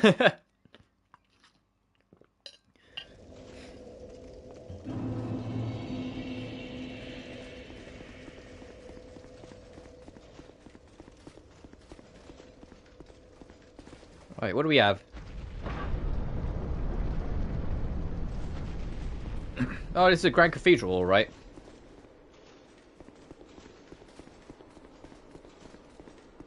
To think Ava could be bested. Who are you? This land is barren, cursed by the old chaos. It gave birth to atrocities, and the people fled in fear until our Lord, the Ivory King, came. My dear Lord, a most true king. It was with his magnificent soul that he built a Leam Lois and contained the spread of chaos. But the chaos would not be sated, and the king gave his own soul. Hey, this DLC is already better than the last 2 because there's an NPC to talk to. Inevitably, the king was drained of vigor and plunged into the chaos's heart. The Leam Lois was frozen in time. Its leader lost. I remain here to contain the chaos, honoring my lord's wishes. Perhaps one day he will return. There is nothing here save that accursed flame. I have but one wish, that my dear lord might be freed from that unspeakable chaos. I haven't strength to help him myself, but perhaps one such as you, though I am yet to know your name, stranger. Will you lend me your strength? Kind visitor, I thank you. Let me open the path to chaos. And please, do all you can. Did you just fucking nuke it? Alright. As this series is undone and the whims of Leam Lois are ceased. Oh, does that mean like not everything's not all super frozen outside anymore, so I can actually go like and get all those treasure chests? Lois's faithful knights followed their lord into the chaos, but not one of them returned. The king's dutiful subjects waited patiently for his homecoming, but it was too long a wait to bear. The knights of a Leam Lois await a new leader, one who will guide them into chaos.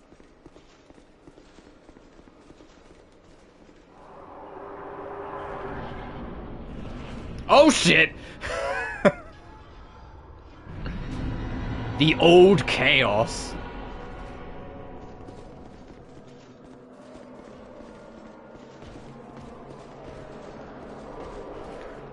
Whoa, this is cool.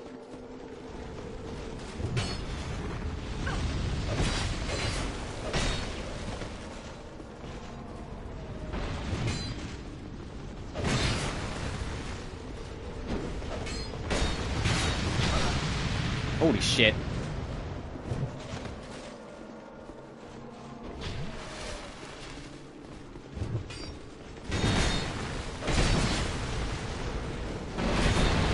I'm dead. Fuck, I got burnt alive immediately.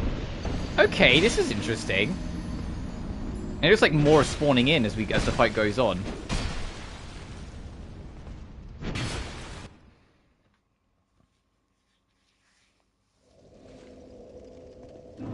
I wasn't expecting to just, like, summit like that, though. I would be honest, I wasn't expecting to just descend.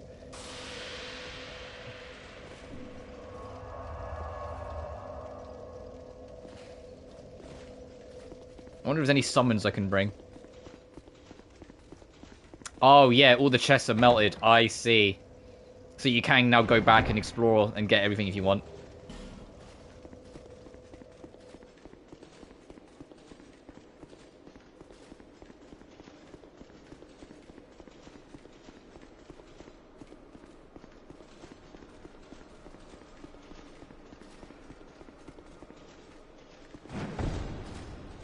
Oh, there's no way up.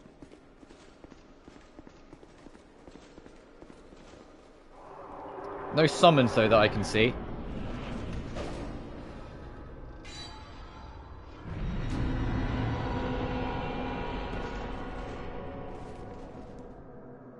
This is cool. I will give them that. This is cool.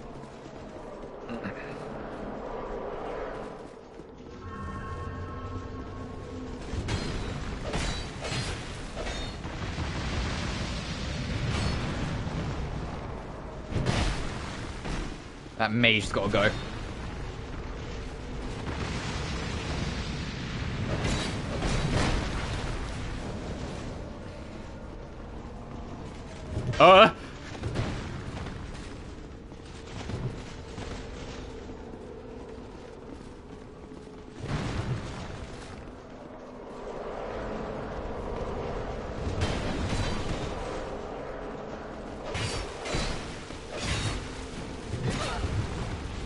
There's more of them. Uh-oh.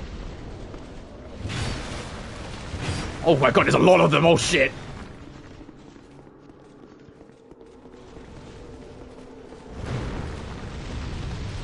That mage is still alive as well, which doesn't help.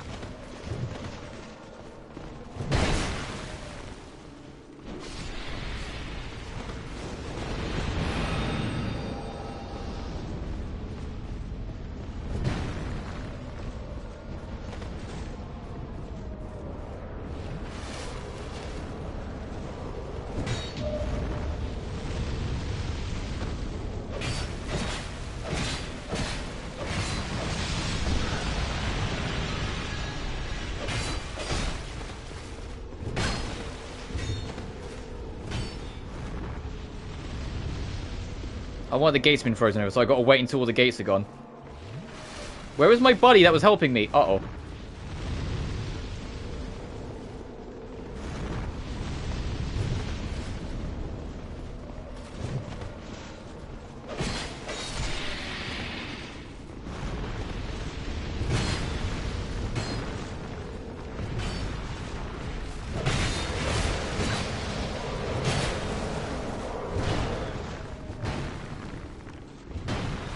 Of course, this game that has a huge thing with gank fights has a boss fight that is like the largest gank fight. Look how many of these guys are on screen that I'm trying to navigate. I'm trying to get to that one because he's the lowest health. I'm trying to like pick through and target.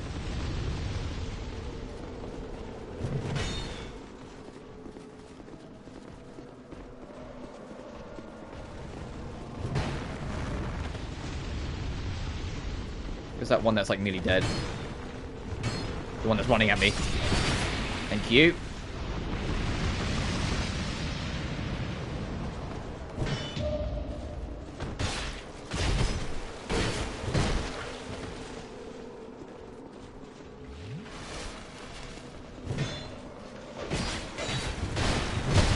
Oh, there's another one.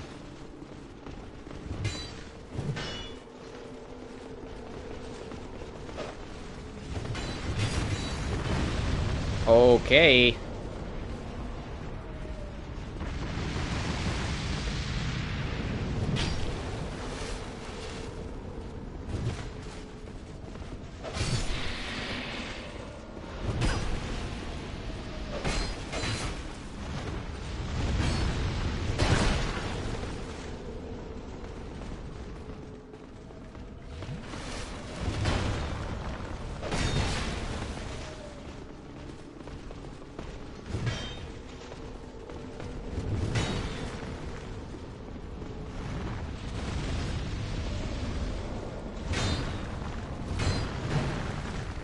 So I'm trying to, like... There is no easy way to approach this, but I'm trying to focus. There's still fucking 5 of them. And one of them's a mage.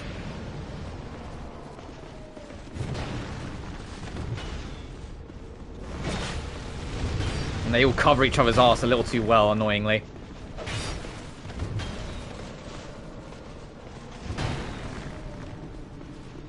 I need to deal with that magic one in the back. Yeah, he's a dick. I need to deal with him.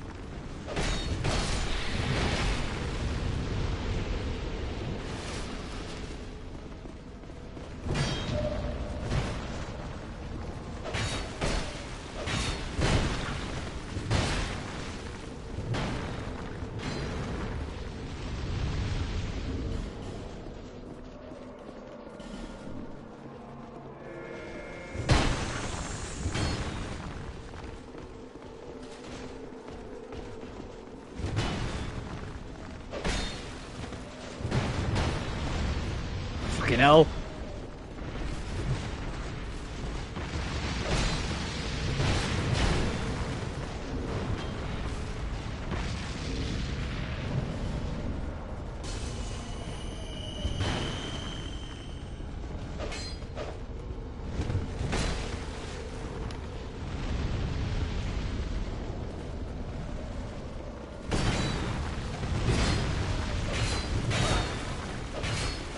Leave me, please! Ah! Right, 3 left!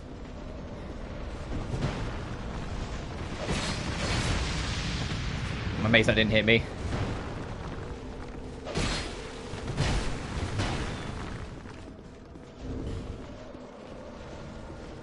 Oh, shit in hell.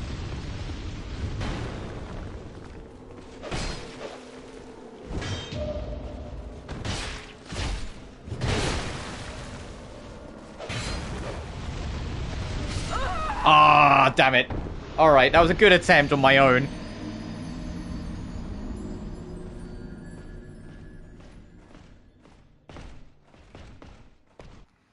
Up. I'm going to take a quick bathroom break. I'll be back in a minute. And whilst I think about how I'm going to handle that.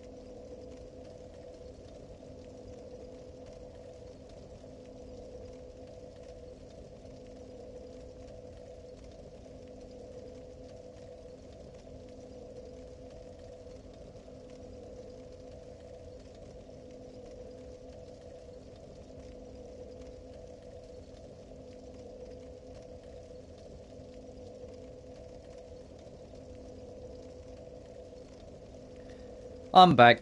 I think instead of trying to go straight for that fight, because clearly it's kind of overwhelming, there's a lot they expect you to do, and I'm kind of amazed I got as far as I did on my own, we're going to go explore, because there might be a way to make it that we have more people with us.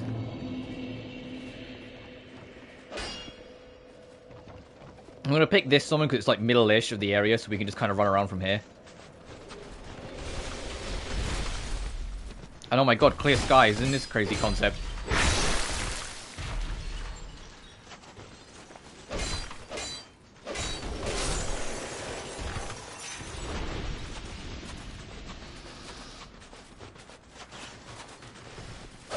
Oh, you guys get up now.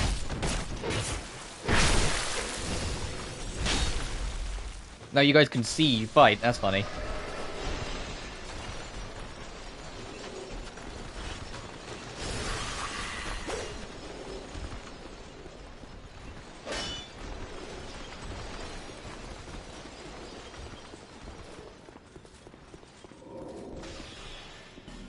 From the side.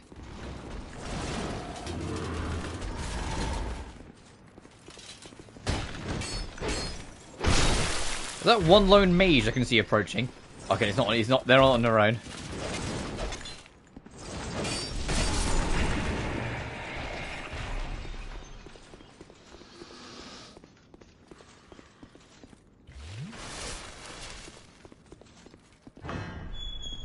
No, open the door. These are all melted.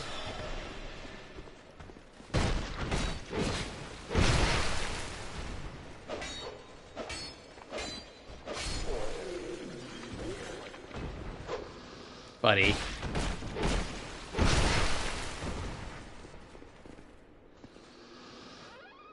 There's a mimic!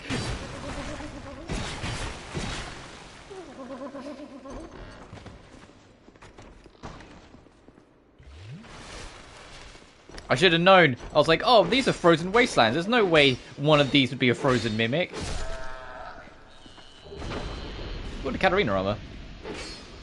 So now I have to check all of them. God fucking damn it. It was before we even saw the teeth or anything. It was the box moving when I went to open it. Then maybe go, hang on a minute.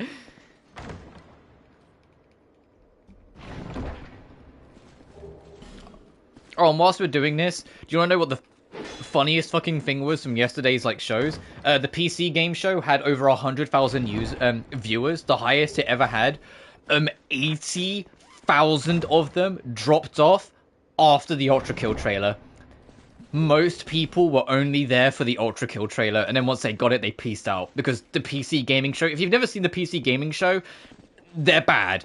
They're historically bad. They are never good. The announcements are always okay at best.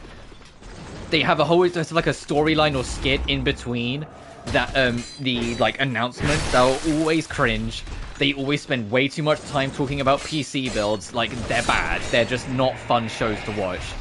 But we knew, because Hugster told us that it was going to be there, that the first like teaser for the next layer of Ultra Kill was going to be present at it. And so the fact that like 100,000 viewers were there and 80,000 of them, 4/5 of it, dropped off as soon as the Ultra Kill trailer finished was hilarious. I was like, I was one of them. I did not give a flying fuck about anything else that was announced. I was just like, okay, I got my Ultra Kill trailer. Fraud looks peak. Anyway, bye. Because I don't know how you take a show that has like only like 15 to 16-ish announcements and somehow make the show 2 hours long. Oh no, I know why. It's because you fill it to the brim with skits no one cares about.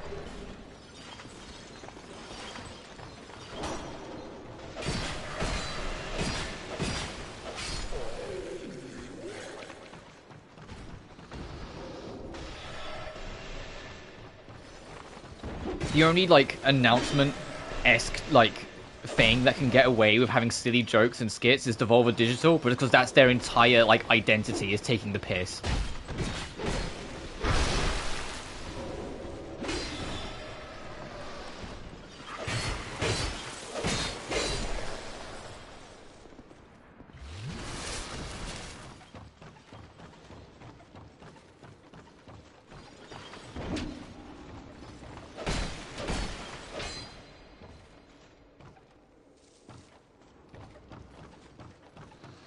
up and down. Alright, let's have a look. Speaking of Devolver, hey, I think it's Devolver that I've got the publishing rights. Hey, publish Look Outside on console, please. More people need to play that fucking game. Alright, that links up to here. Like, I will be that game's biggest fucking shill if it gets a console port. I will not stop talking about it. That game is sick.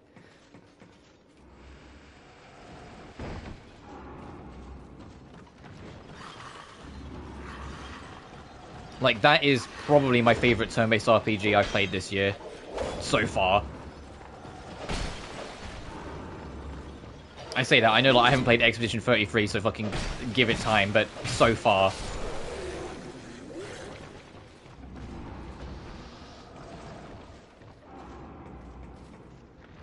Oh, you're a big guy. Hey dude, how we doing?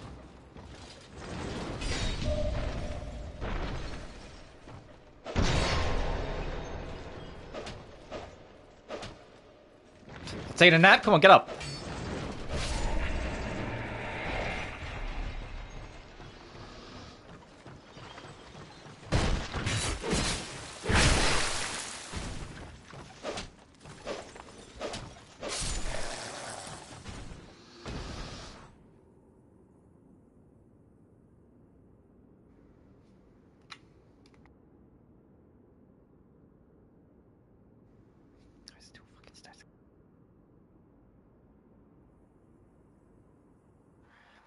Ah, okay, better.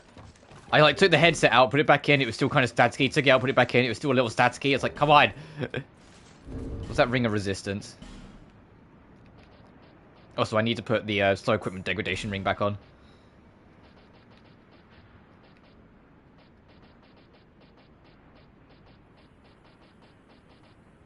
Raises poison, bleed, curse, and petrify resist. Oh, that could be handy.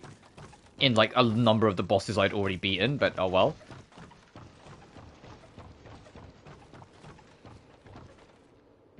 Oh, that's just a drop, okay. But the hype cycle isn't entirely done, because although it's, a few days away yet, Atelier Res Lorena RW is getting its full unveiling. I believe it's either, like, end of this week or next week, one of the two. Either way, it's coming very soon.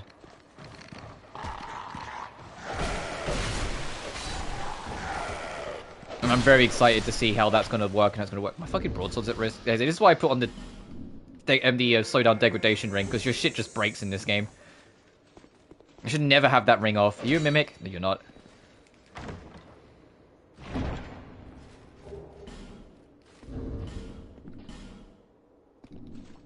That's the big thing I'm looking forward to with, when I get to Dark Souls 3, is that you don't really have to worry about equipment degradation in 3. Like, it becomes a real non-issue unless you use something that's prone to breaking, like washing pole. Whilst in this, you know, a good old trusty, reliable broadsword, and, like, the thing breaks just trying to explore one area.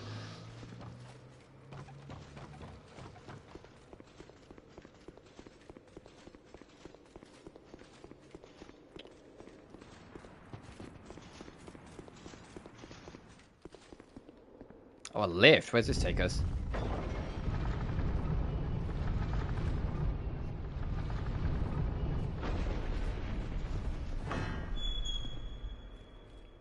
No, that's an Atelier game that speaks to me. Yeah, I can't wait for it. I think it'll be great. Well, I said that we don't know anything about it, but I'm just... Oh, is this here? I'm just hopeful. I think it'll be good.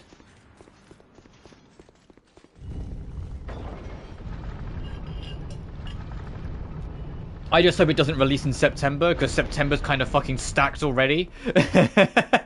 Everything's coming out in September, and I'm like, please, stop. The fact that Silent Hill F and Sonic Racing Cross Worlds...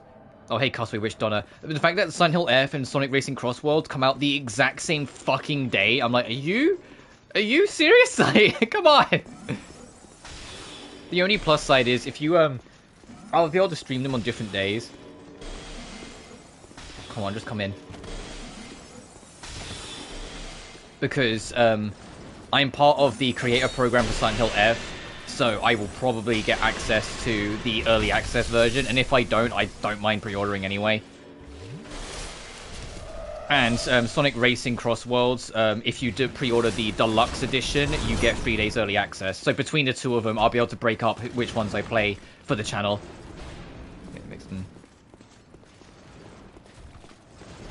Mine are more positive, but I get that, like, it's different, and not everyone's going to be on board with it. To be honest, like, when I look at the community, I see that people aren't, like, completely on board with some aspects of Yumiya. It is mixed in general. People like it and I appreciate it for what it is, but people are all kind of like, I don't know how I feel about it compared to even, like, the Riser games. It feels different from even them. And even then, the Riser games were starting to move, like, little shift around from what they were doing before. I'm trying, but if you can't tell, I'm trying to lure this invader away from the other knight so I can actually just deal with them.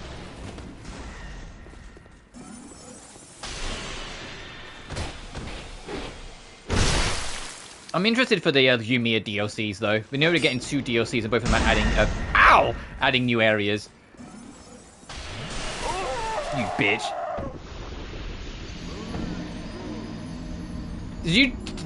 Did she just, like... She threw down a stone that said very good and then left after she killed me. Son of a...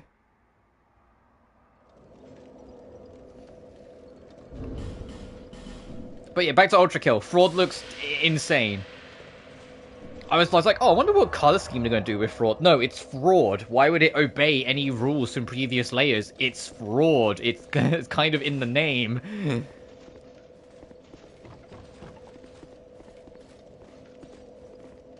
Would this be the right bonfire to rest at? Would it be better to go to this one? Maybe? Yeah. Now we've got the shortcut. So the idea of it being, like, a bunch of portals, and each portal is, like, a delirium, like, broken cityscape, where, like, the map logic makes it seem, like, ununderstandable and uncomprehendable. And now angels are flowing around, but because they can't be perceived because of how angels are, whatever was the last angelic image you looked at, they take the form of. So they look like a floating PNG, but the PNG is of whatever the last angelic thing is you looked at. Like, this is... Harkita, you've done it again. Like, you son of a bitch. Like, I can't wait for Fraud. And I'm also super curious, like, now that they're setting up Fraud, and Fraud's going to be absolutely insane, how the hell they're going to, like, wrap this up with treachery. How the hell do you handle Layer 9?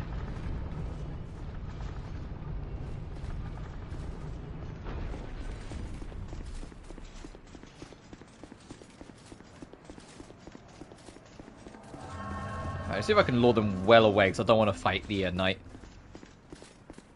Yeah, let's get so far away that their frame rate drops. Hell yeah.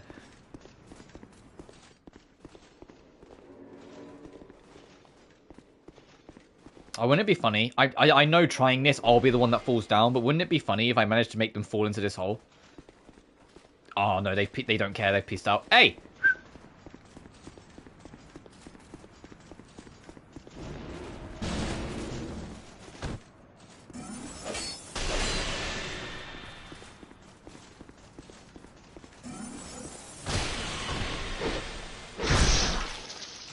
But yeah, I can't wait for Res Lorena. Dual protagonists again, so that's always exciting. Something that's supposed to be a bit more old school style. We don't know if it's turn-based yet, but like we'll have to see what happens. But something that's designed to be more traditional by design. Like, you know, having Atelier, having a hometown, etc. Like, I'm excited for it, but then I'm also... It's an Atelier game, so I'm always looking forward to it, because I've yet to have an actual bad time with an Atelier game, really.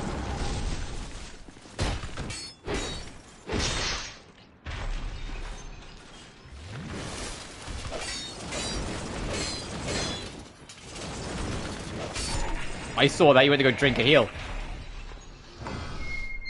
Oh, what do we have here? Oh, are you someone new that can serve me in the fight? Absolutely. Alright. A Knight of Ilium Loy seeks the chaos. Okay, so we've got... Okay, so exploring more of the map gets you more people to help you fight that end boss. That gauntlet. Okay. That's actually kind of a cool gimmick.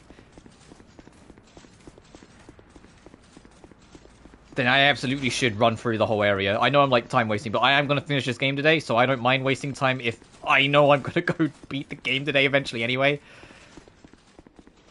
No, this way. But that's cool, so we've got to find more to recruit. Actually, let me just do this, it'll be quicker.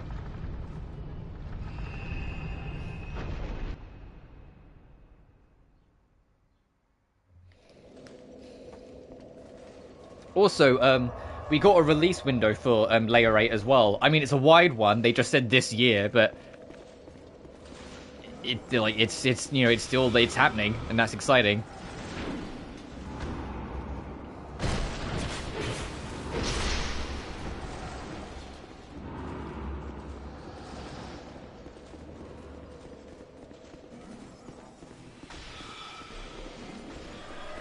Oh, everything in here is melted as well, okay.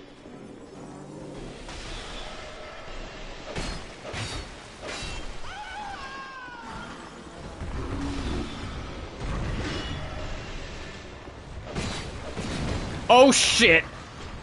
Hey, the golems are defrosted too.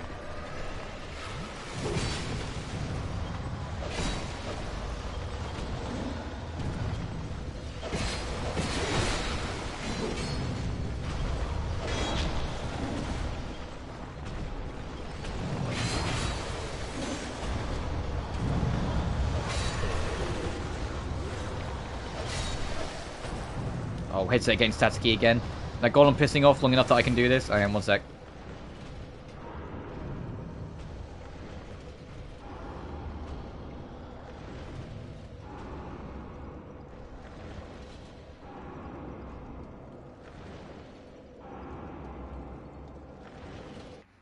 Okay, we're good.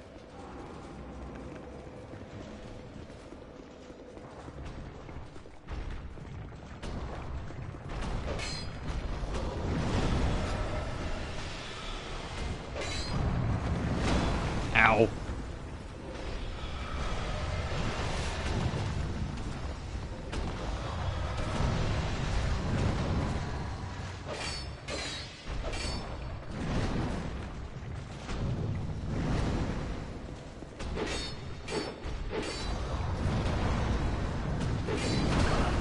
That was great, it's fine.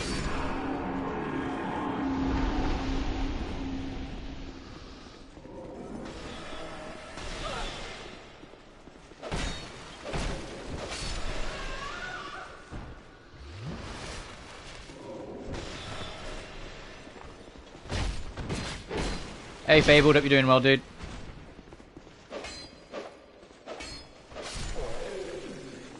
Are you gonna come alive as well?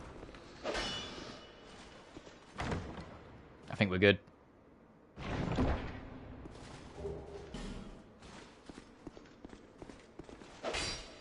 Oh, you motherfucker.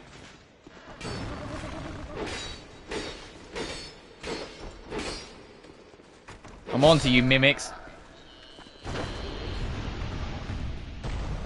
Oh, killing creatures next to them brings them to life.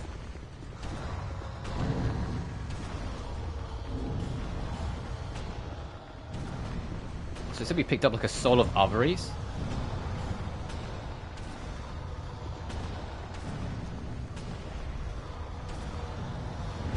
Oh shit, you're still following me. What's your favorite horror game? Silent Hill 2.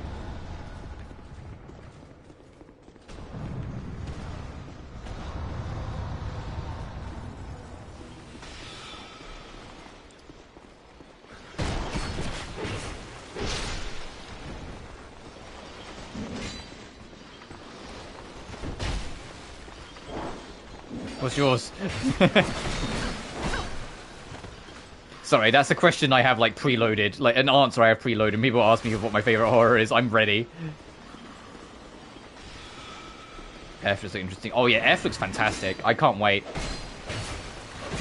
The fact that me, someone who's like very inversed with Silent Hill as a franchise and like very into it, got kind of creeped out and disturbed watching the trailer for F makes me think it's going to be good. Like, nothing gives me more hope than that fact. Oh, Jesus Christ, hurry up! Alright, we got a new one. In Alan Wake 2. I mean, I want to play the Remedy games, but when I do, I'm going to play them in order. So I'm going to do Alan Wake, then Control, then Alan Wake 2. But I do want to play them. In fact, I own Alan Wake 1 and Control because I plan to at some point try them. Like, they're on, like, the docket. I just need to sit down and play them.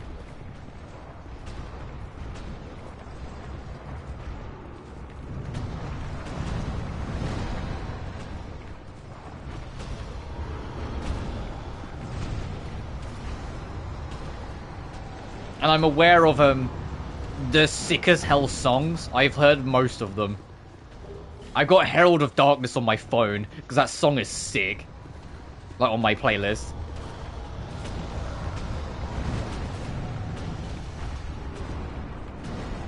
If you'd ever wanted like an 11-minute long fucking rock ballad to play at you, look up Herald of Darkness, Alan Wake 2, and just enjoy. Just enjoy. Okay, it doesn't seem like there's anything else over here. There's also American Nightmare.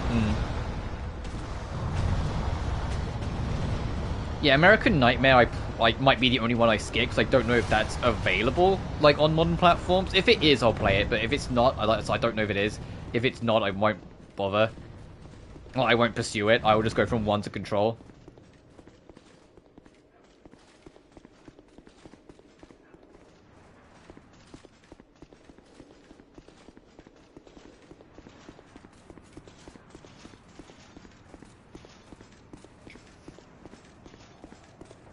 But that might be something I do, like, on the build-up. Like, because, you know, we're gonna have the horror season. We're gonna have Silent Hill F in September. We're gonna have Resident Evil Requiem in February. On, like, the build-up to Silent Hill F, just to, like, play some, like, other horror or horror-adjacent titles. I might go through the, Remedy games. Also, I'm running all the way back here because I want to use this bonfire. And I know this one's just here. So, am I... Oh, no, I'm not hollowed.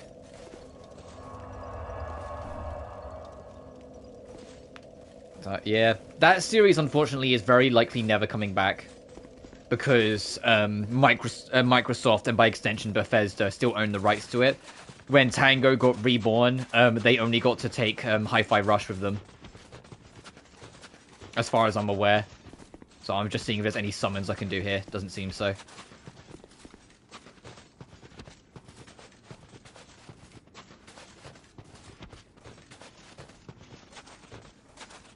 Which, to be fair, Hi-Fi Rush is great, and I can't wait for the sequel. But also, like, man, it's a shame they couldn't take Evil with them. Because I loved Evil 2. Evil 1's, like, it's janky as shit, but I still liked it. But Evil 2 was peak.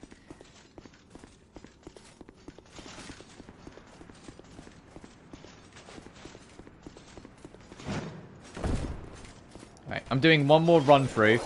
Trying to see if there's any more of those knights we can get to help with the Ivory army.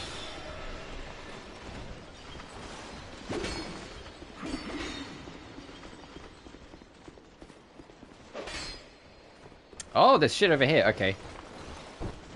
You delayed the shit out of that. Of course you did.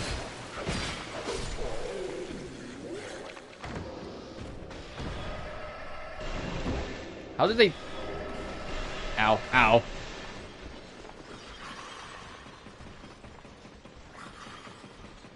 Sebastian Castellanos, yeah.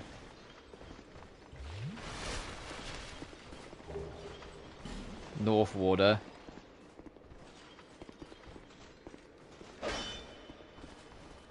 With his changing voice actor from the first and the second game. I actually prefer how he sounds in the second game over the first. I know it was because, funnily enough, at the time, VA strikes is why like the VA changed from 1 to 2, but still.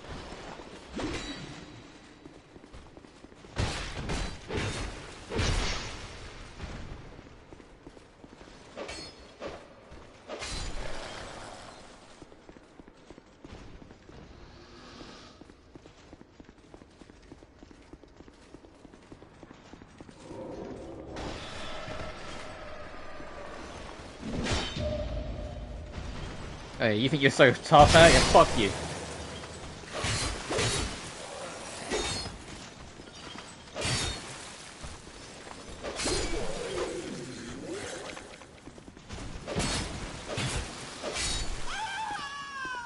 So I'd like to imagine in a fictional world where Evil Within 3 existed, it would at least have a small part of it looking out for Joseph, trying to find him and what happened to him after the first game. Because that felt like what they were kind of setting up a little bit with that one side quest in 2, where it ended like with the photo of Joseph, and it's like, yeah, whatever happened to him? And it really felt like that's what they were setting up. Oh, it's so nice but to explore this town while it's clear. I will say, despite my fears at the start with the invisible boss, this has probably been the best of the DLC so far, because it's actually like vaguely fun to navigate, and there's lots of secrets to find. The Where's My Wife team is Seb, Ethan, Alan, James Sunderland. Yeah, they even have the same fit, that's how you know. That's like, changing subject, that's like one of my favorite, like, memes/jokes, like, that's on the internet right now. When it's like, oh my god, you were in my dreams. Ah, oh, nice. Was my fit hard? You was having no fit on at all. Like, it's like, oh my god, you were naked in my dreams.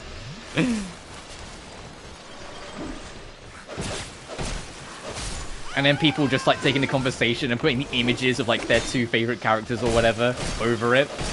Like the one I saw was of Zenless, and it was Vivian talking to Belle, and it was Vivian going, oh my god, you was in my dream. And Belle goes, haha, that's cool, was my fit hard? And Vivian goes, you weren't wearing anything at all.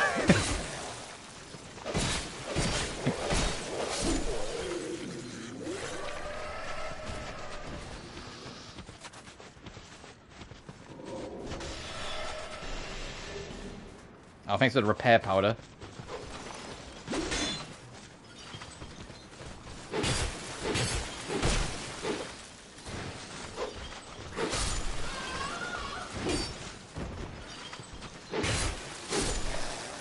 Oh, 1 sec. Static headset kicking in again.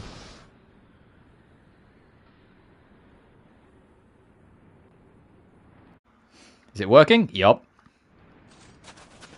And imagine them in their underwear. Fucking Squilliam fancy sons. You're never escaping him.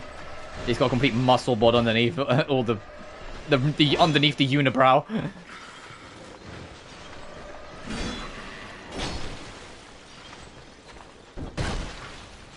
I'm gonna leave.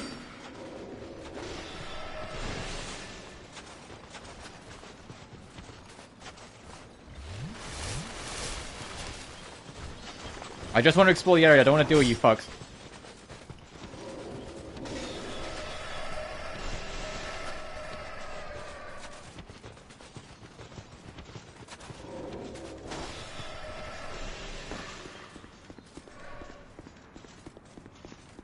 Oh, wasn't this frozen over? Hang on.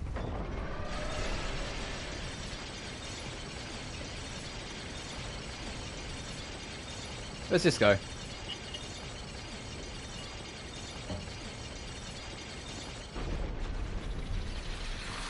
What the shit?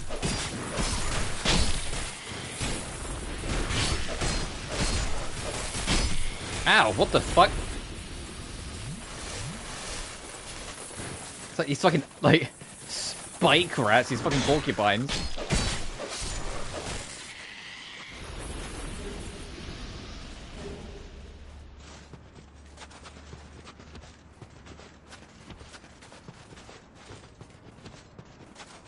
Oh, this looks like it's going to be hell. Okay.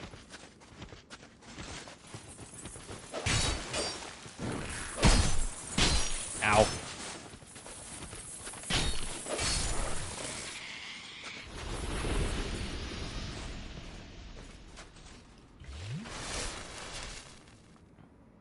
This is scream some of the monsters make when they die. Yeah, I know.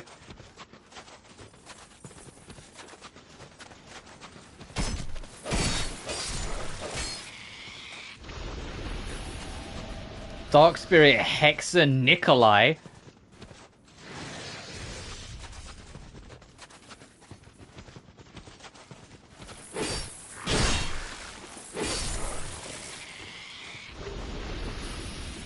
Here he comes.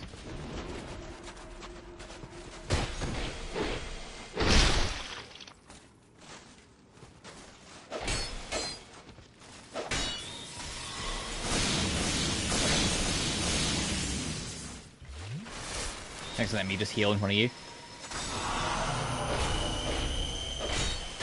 I guess you just healed in front of me, so it's fair trade.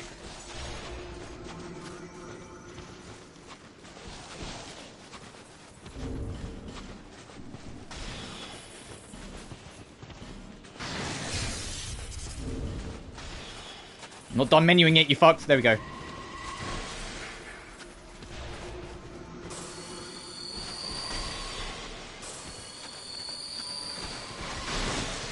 I need to deal with that fucking witch thing.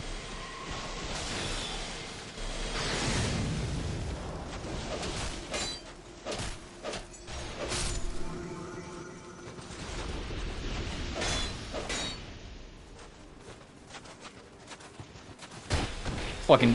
Alright. Alright, Hex and Nikolai. Get up. I'm not done with you yet. Good fight. Fuck.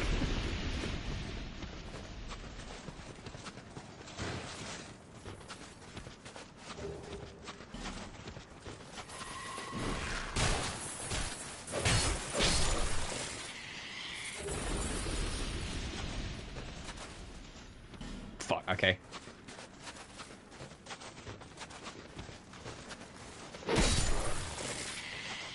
Okay, a one-hand R2 can one-shot them, that's good to know. You hit.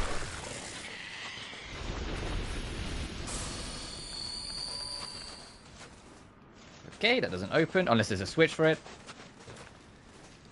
I can already see how this is going to be annoying. Alright, let's get up there.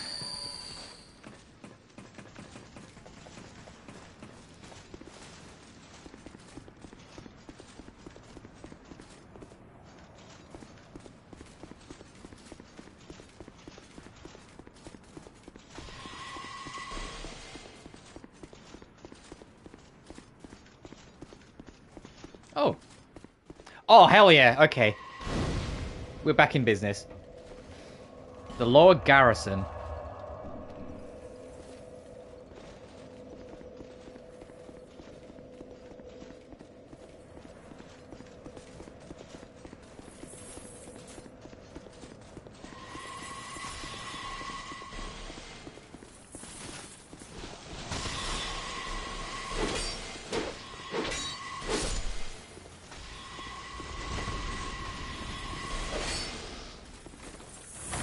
No!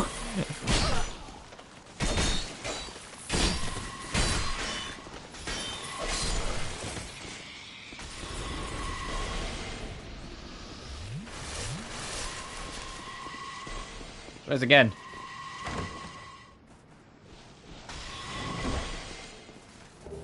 Bolt stone. Like, bye everyone, see you in therapy.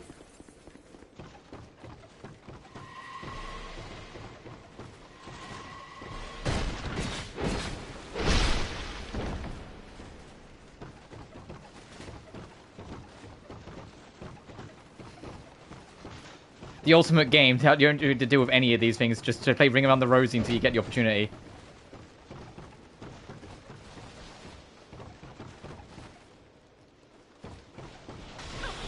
You not hostile? Did I just attack you for no reason? I'm sorry, buddy.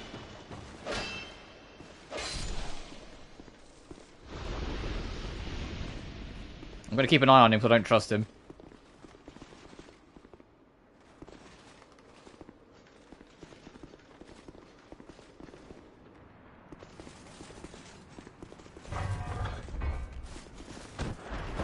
You son of a bitch, I trusted you!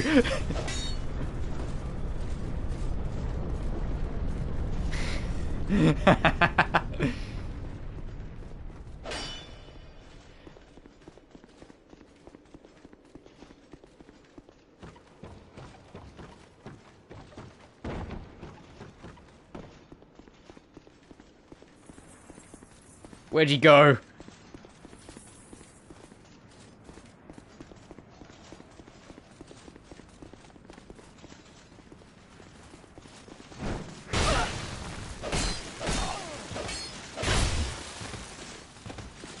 I mean, to be fair, I stabbed him first, but still, I trusted you.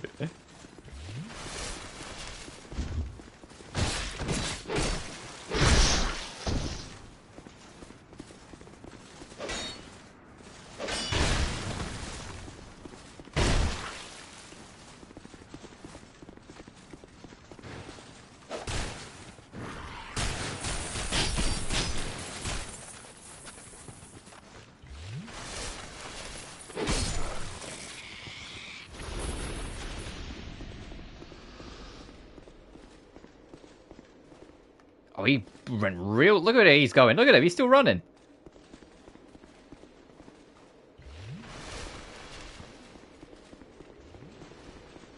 He just healed as well, I just heard it.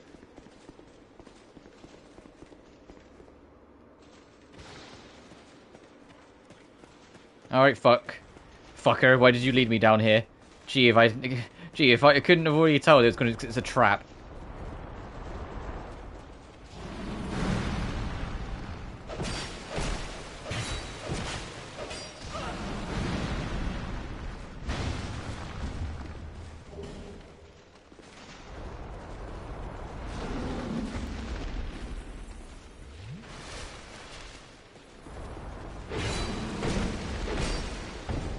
I think that's debatable whether that should count, but whatever.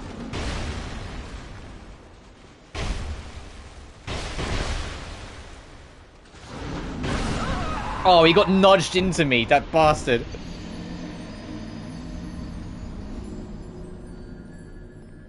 That knight's getting jumped, just you wait.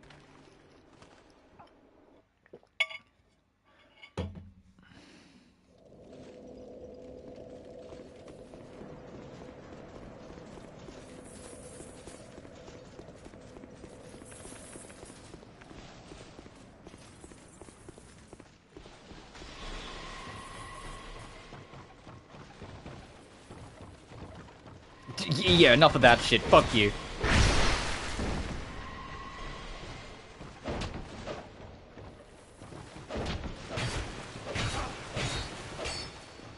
He's gonna run straight back to there, isn't he? Yep.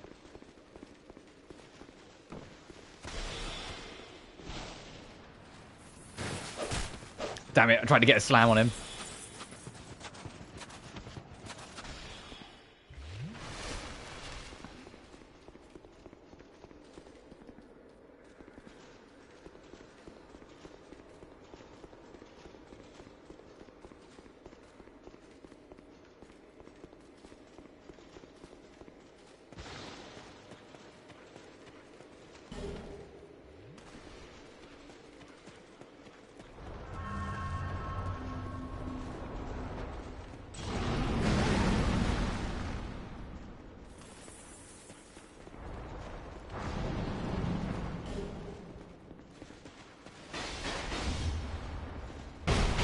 You bitch. I just...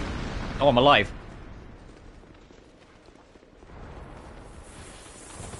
Damn it! I was like...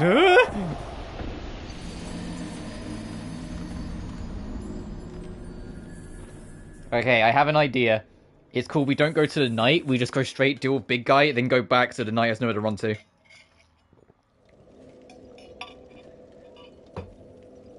So instead of going to the knight, I'm going to go down there. Which way am I going? This way.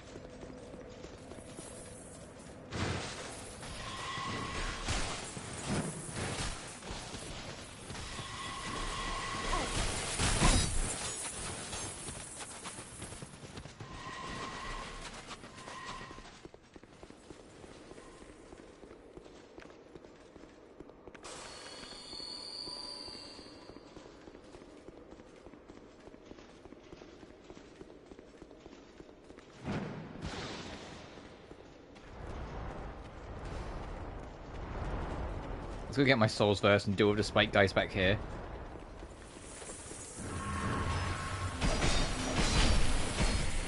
Oh, and just in time, because my headset started getting fucking staticky again, because of course it did.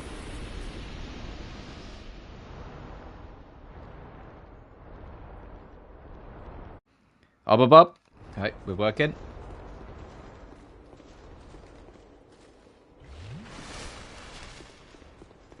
Where does this even lead before I deal with the problem?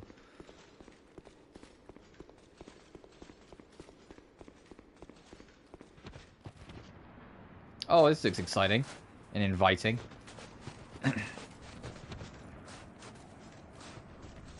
Let's go the other way first.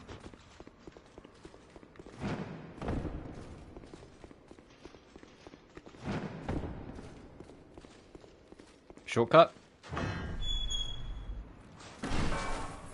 Oh, this door. Okay.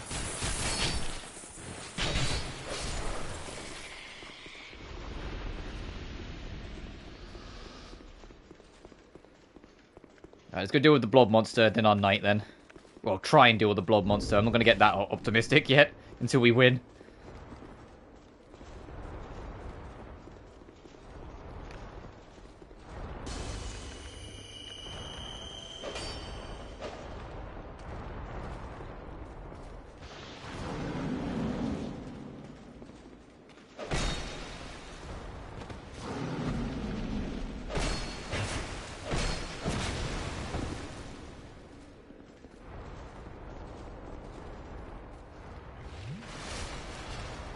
And I have my alcove if I ever get in trouble.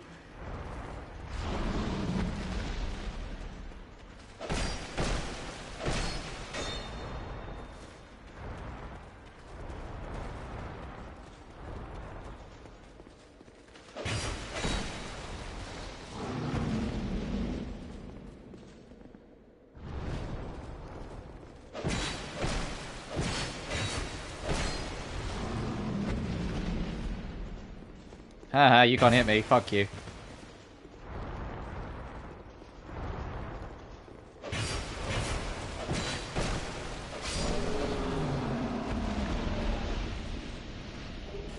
Ivory warrior ring.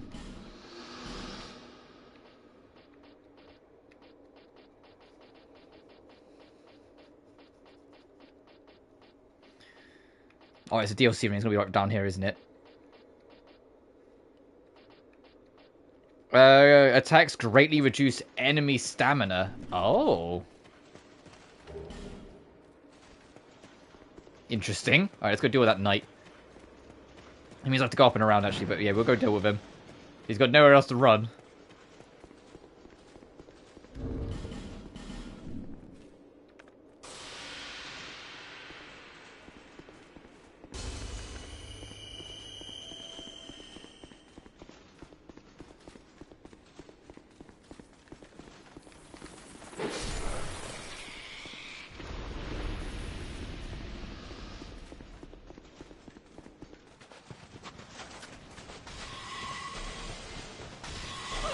Ow.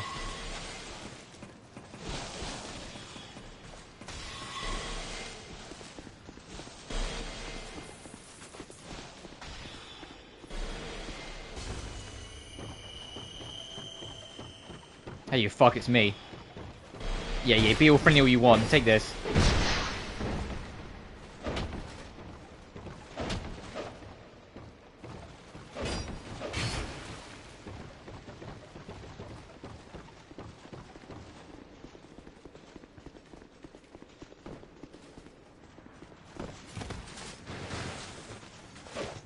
Damn it, I had to try.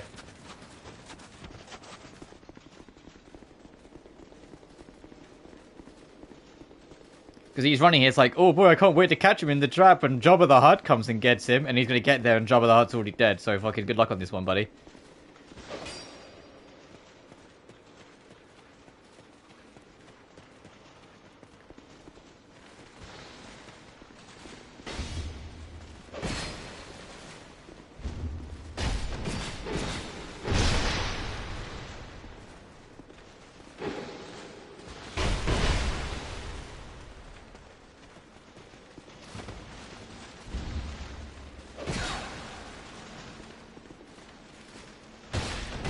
Dumbass. I'm going to take the top up here while I got the chance.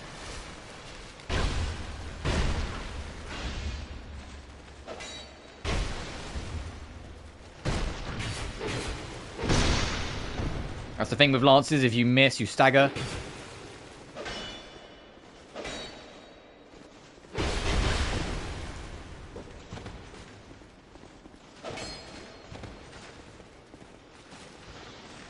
You bitch! After all that, you can't... Ugh.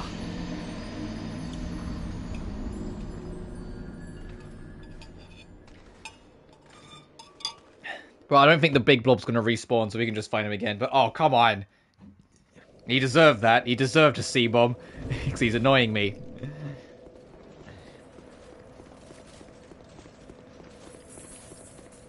I'm not getting anything off this YouTube video anyway, so no, I'm definitely not.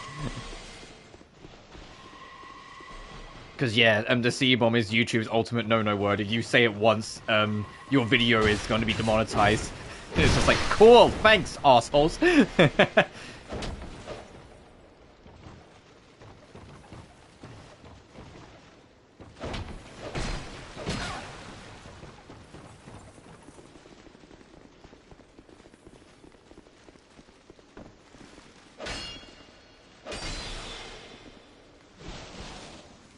Right, now he's definitely going to get a chance to heal. Because I got held up.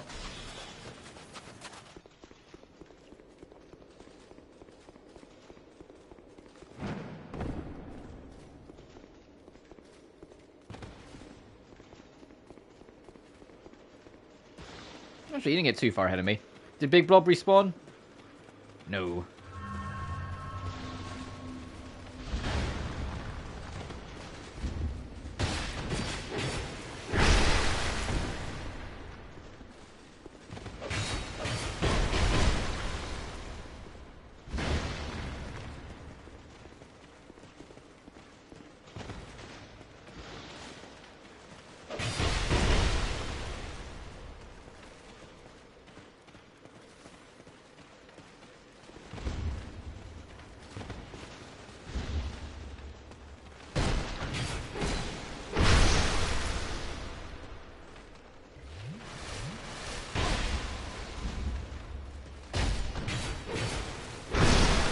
You dead.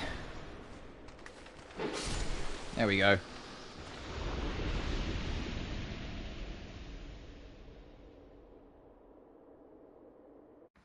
I don't even think I got anything out of it. That was just vengeance. That was just pure, unadulterated vengeance I needed to get on him.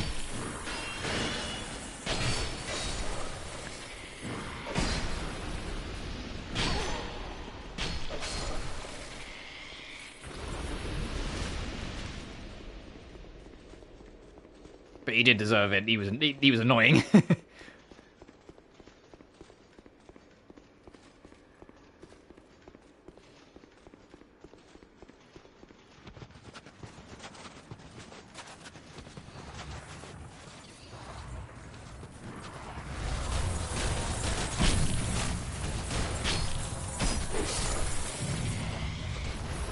Heal, please. I pressed the button. Thank you.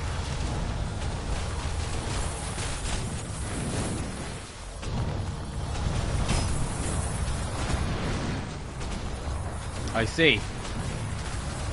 I see. They want you to kill those things so it wakes up the giants when they get their souls. Ooh, fire. That'll help.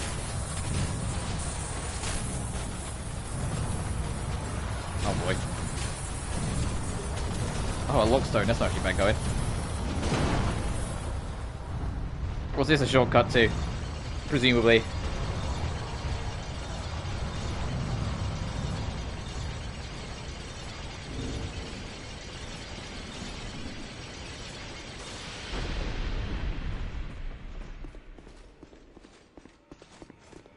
Oh, the other side of the bridge.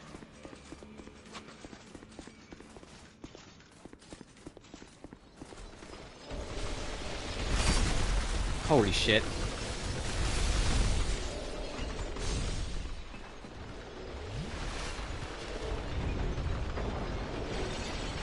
Oh, don't feel like chasing her. Come on.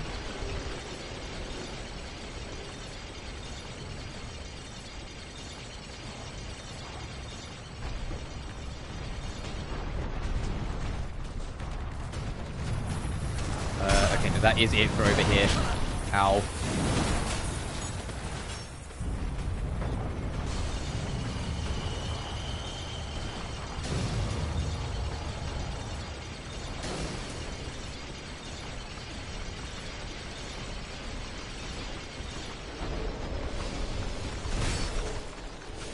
What's up here?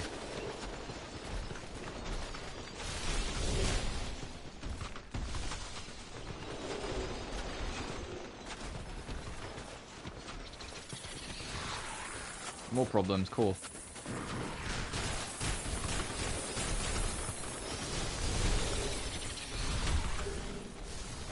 Oh my god.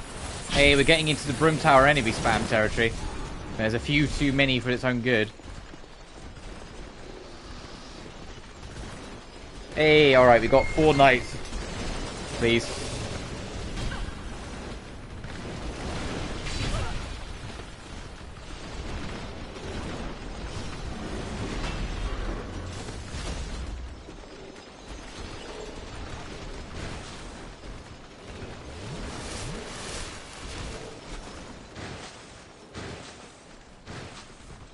Then all that's left is getting us on the other end of this bridge. And I wouldn't be surprised if that's kind of it. I don't think there's going to be much else.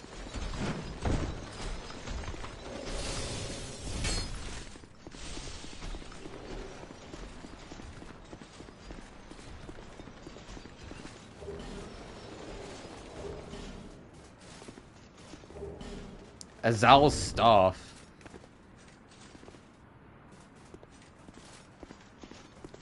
Alright, let's go back. I think it's time I brave that boss again. Now with actual squad.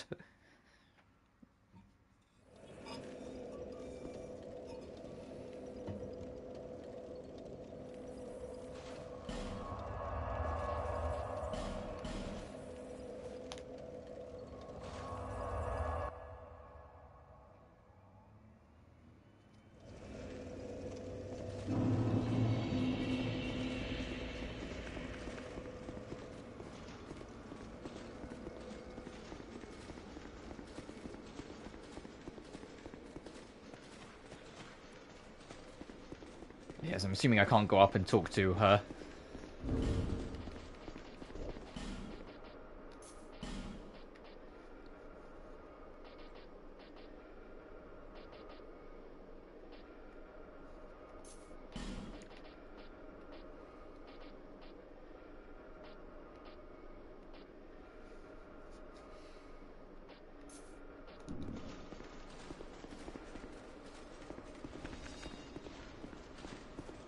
Alright, here goes nothing.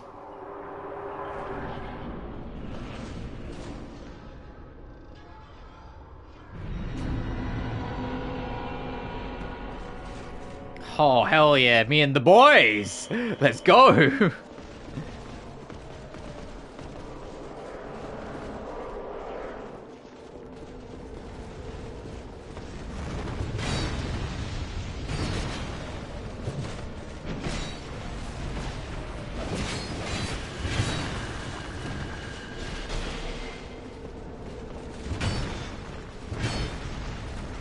This is actually a pretty cool concept for a fight, to be honest. An actual, like, war, and there's 2 sides, and you get to join in the fight.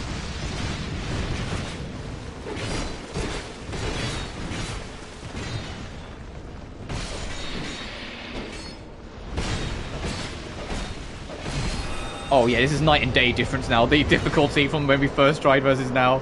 Like, we're storming these fuckers.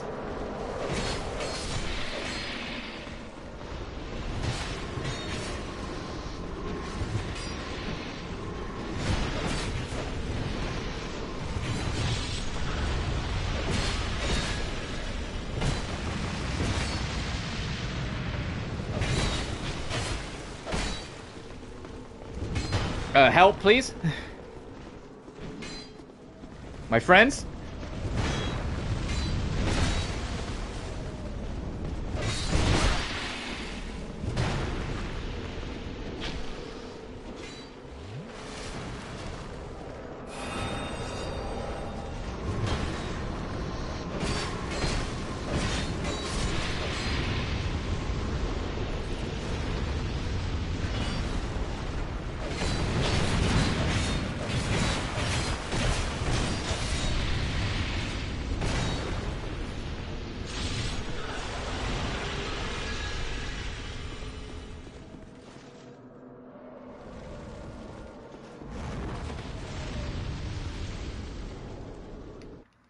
Ah, of course it got head staticky during the fight, so I had to kind of like menu real life.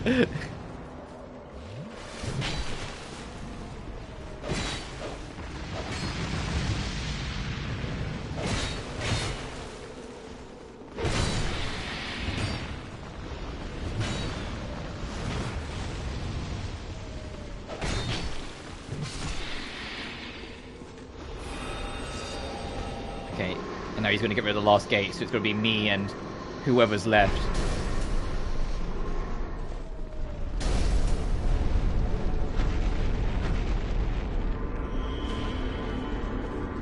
Jesus. Is this going to be the boss? Perchance entering the fray?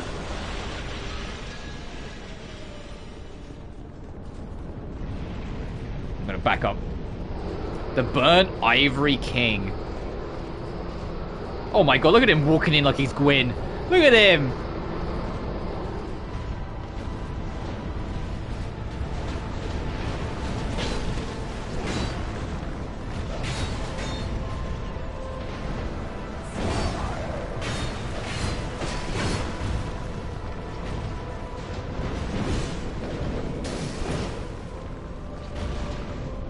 Nope.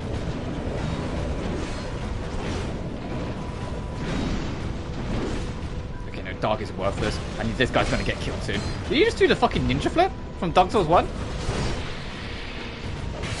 Alright, you and me, King.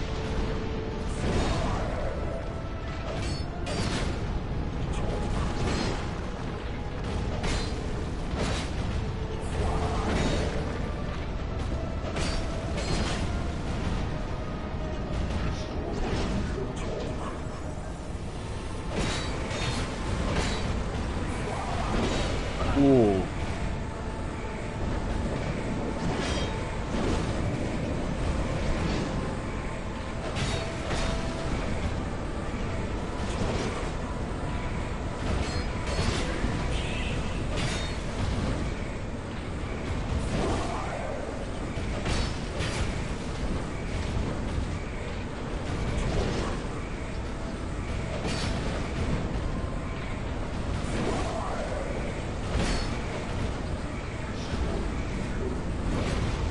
Yeah, that's definitely a grab attack, or will count as a grab.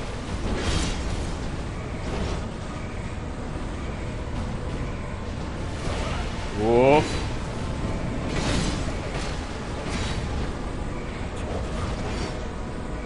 Taking the opportunity. Let's not get greedy and try and attack.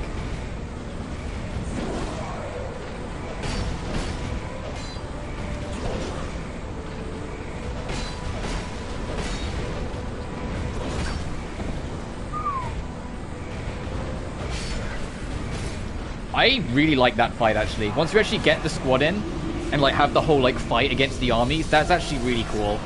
I think that's a really like charming fight. This DLC is actually like easily the best of the three because it's actually fun. Is that it? I crown the Ivory King, so we're basically done here. I'll go back and... A faint heat lingers in the ancient crown. Alright, we need to go back and talk to the spirit of Vendrick, see what he thinks now I've got all the crowns. And then we've got the final boss and we're done.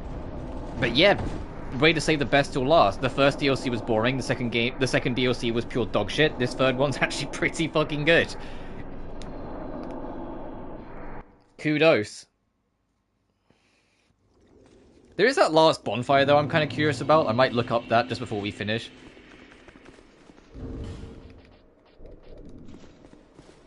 You've granted my one wish. Now, I have no regrets. I was born amidst the dark, long ago, in the depths of the abyss. My father perished. The dark shattered into tiny pieces, one of which was me. How frightened I was. A frail thing, born from but a splinter of dark. I felt that I might simply disappear. I am, in fact, the incarnation of my father's fears. I saw that the king of this land was strong. I sought him only to sustain myself, to smother my fears. Now, I realize that he may have known all along. I was born of fear, and my Lord provided comfort. And so, here I remain, heiress to my Lord's wishes, watching over chaos, until the end of time.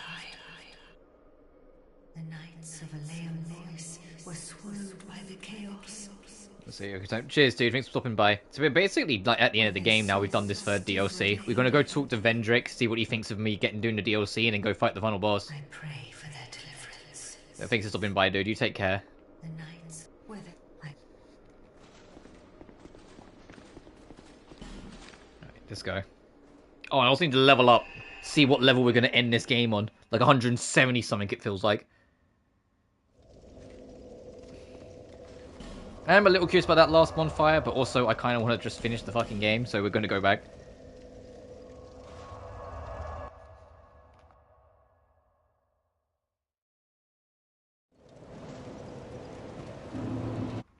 Ah, baba. One last row. Oh, I should also see what his soul says, the burnt Ivory King. The proud Ivory King was ever merciful and devoted himself to the protection of the great land until he was devoured by the flames of chaos. Bearer until...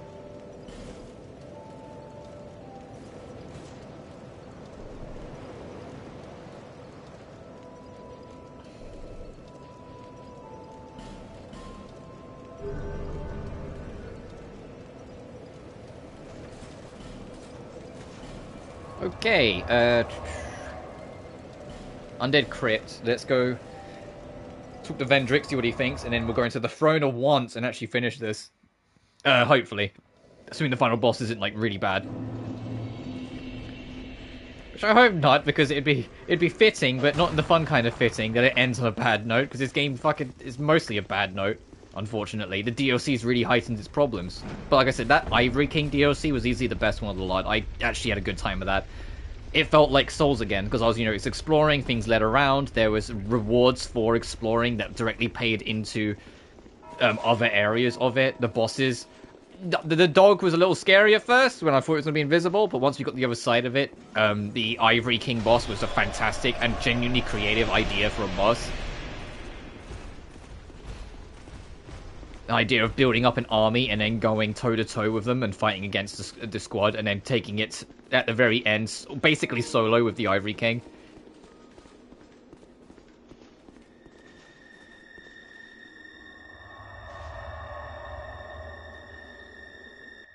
The only thing we haven't done is fight Serralon, but to be honest, that run back is miserable. I don't really want to do it. And that last bonfire. So one boss and one bonfire, I'll take it. Seeker of fire, deliverer of crowns. What do you see in the flames?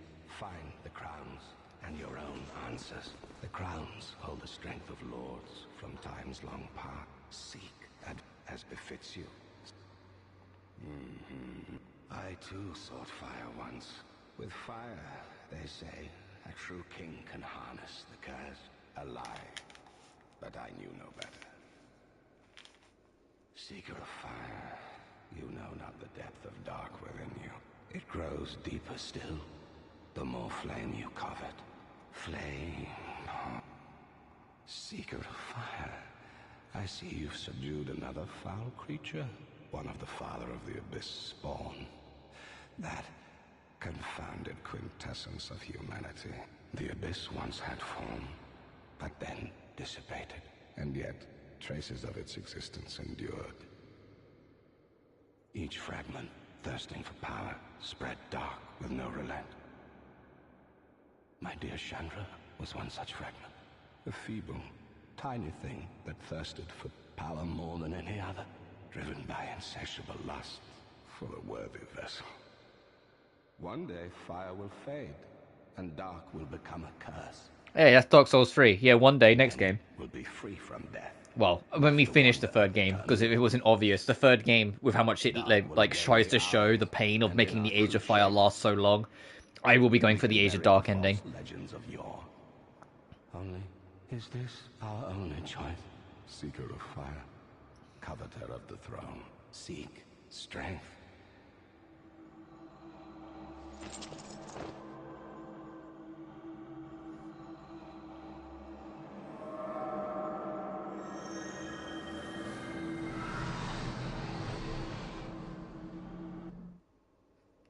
The rest will follow. The ashen mist fades. Oh, okay, so we've got everything. He's told us everything he wants to tell us.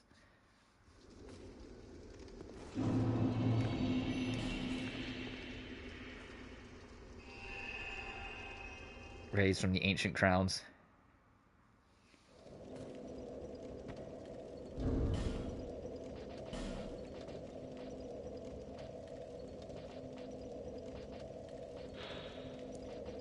Yeah, the king erected an eternal sanctum below the earth to worship the great dragon, but the towering bulwark crumbled in the city shortly after the dragon's awakening.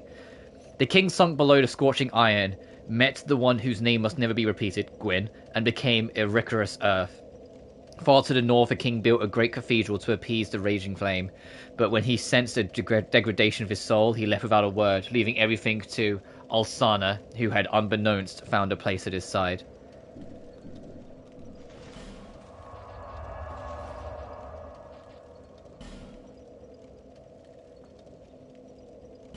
Alright. Final boss time. Well, potentially. I'm pretty sure. I know the final boss is in the Throne of Want. It's whether you fight them first or if you fight other bosses or what.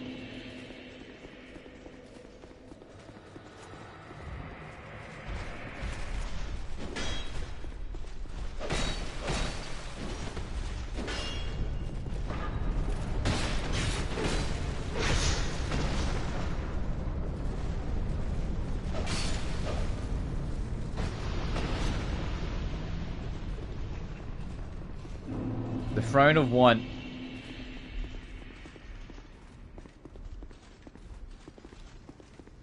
Is there anything back here? I just kind of ran straight ahead. There might have been something here.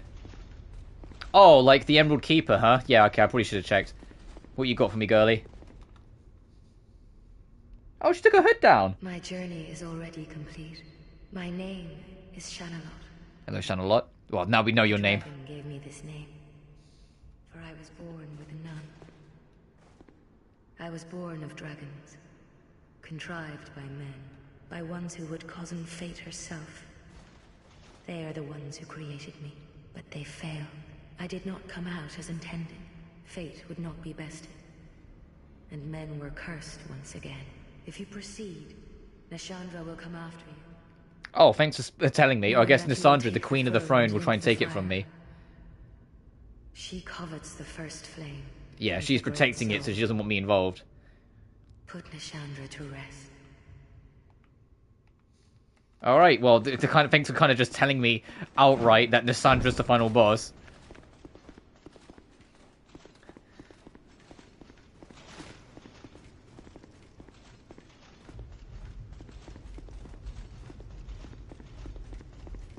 Oh, this is a long-ass hike. Please tell me there's a bonfire at the end here before the boss gate, so I don't have to, like, do this hike every time.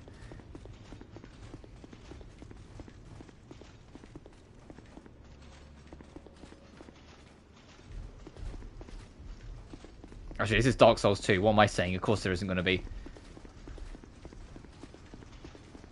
Oh, there are summons, though. I saw that glimmer. Oh, there's a lot. Probably the old guard. Heart of Yugo. Oh, is this you can summon all the quests that you've solved or finished the end of? You can. Oh, that's actually kind of cool.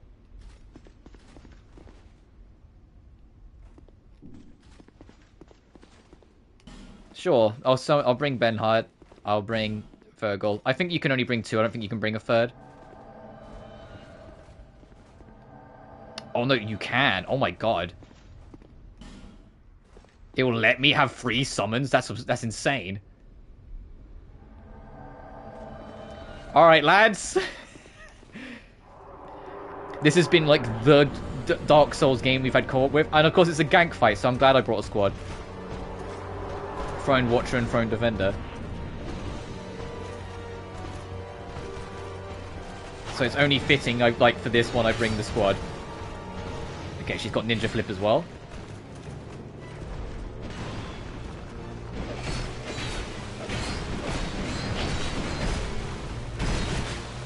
Not that much health, it seems. Even with, like, all 4 of us.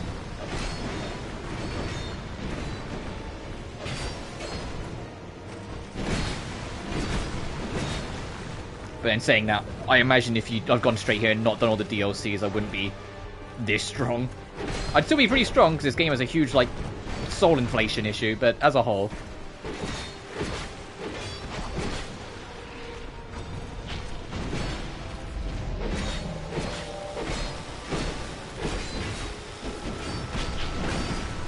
Ooh, nearly.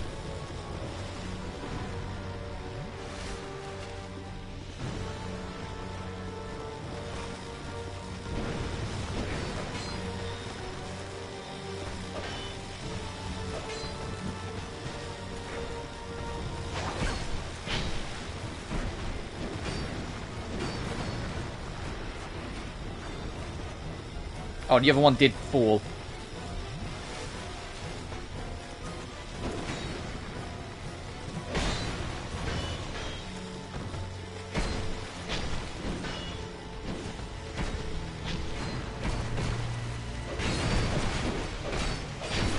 It's so funny having 4 of us in here. This is way too many people.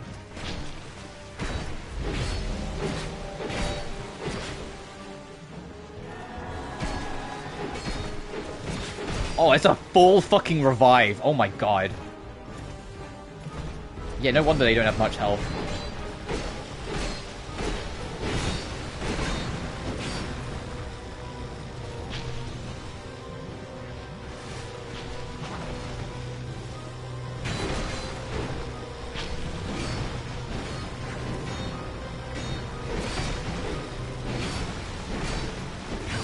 Ooh.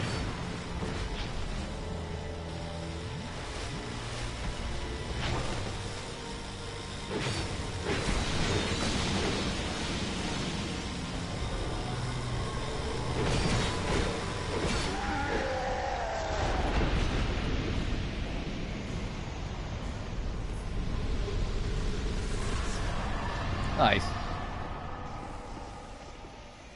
Alright, Nassandra, I know you're coming.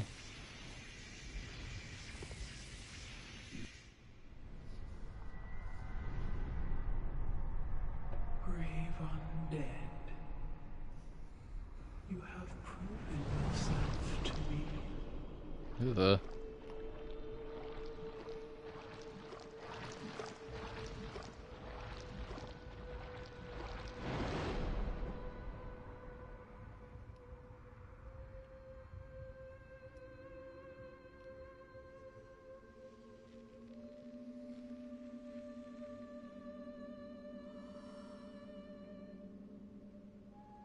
Now, be one with the dark.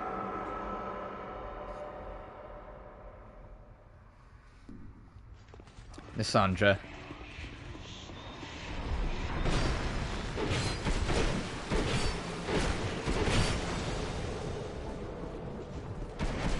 Oh shit, there's curse modules around. Oh, I see. That's actually kind of clever. That's actually very clever. Yeah, so your max health's going to degrade. It plays into the game's main mechanic one last time.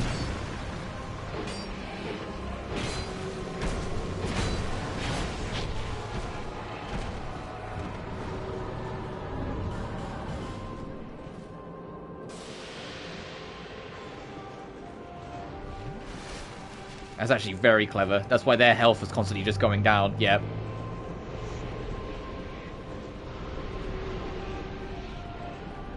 I super respect them doing that.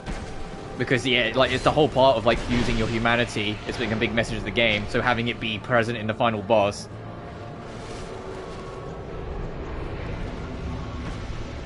Go on, you and me, Bradders.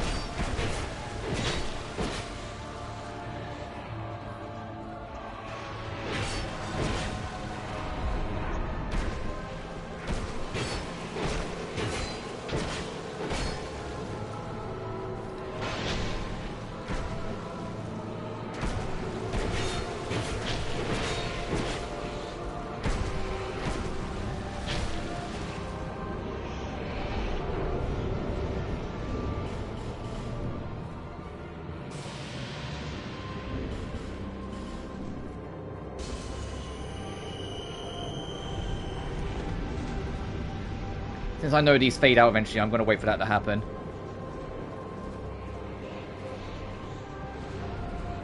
Even if Brad ends up getting a few extra punts.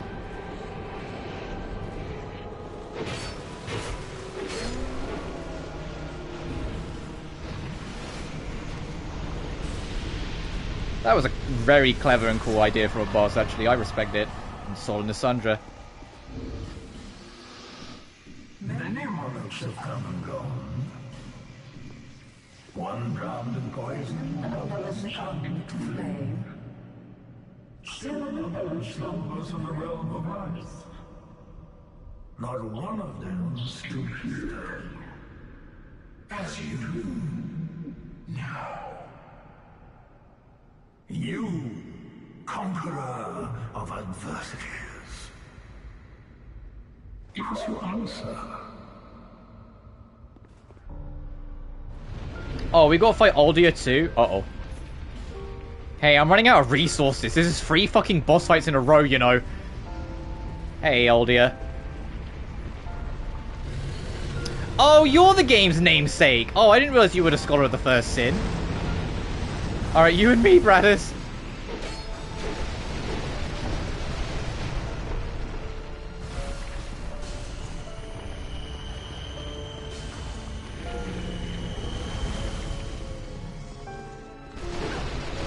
Oh, I'll try to see how to squeeze in.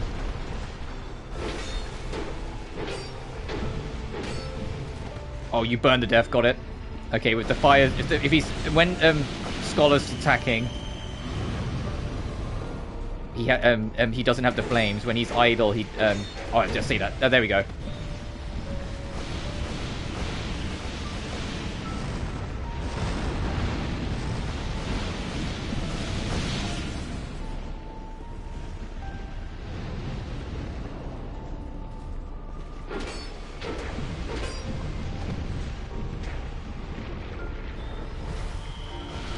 I forgot how slow the Elizabeth Mushroom heal is. Oh, I'm surprised I didn't get hurt there.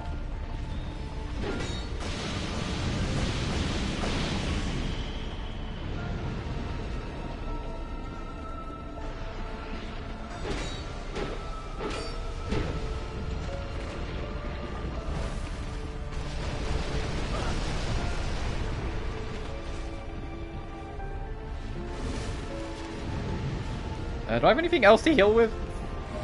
Oh, they're very slow, but it'll have to do.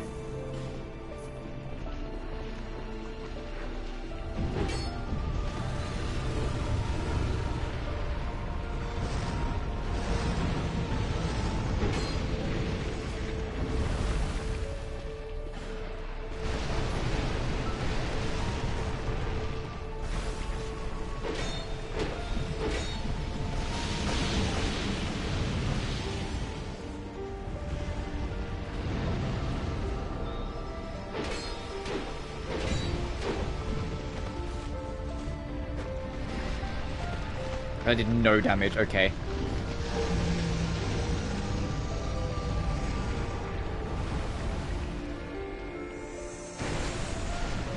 Careful, Bradders.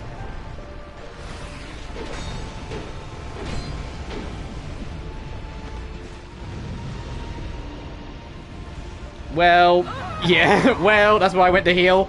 That's fine. Cool. I mean, we got the souls of those past 2 bosses, so does that mean we'll just start with Aldia? Because if that's the case, then brilliant. I can actually be prepared and go into it with the squad.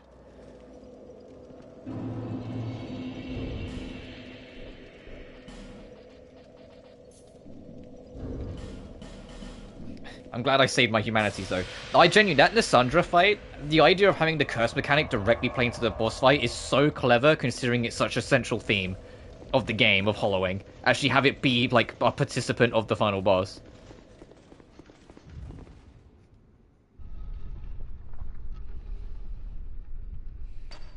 Oh, well, one of the final bosses, because we still got Aldia, the Scholar of the First Sin.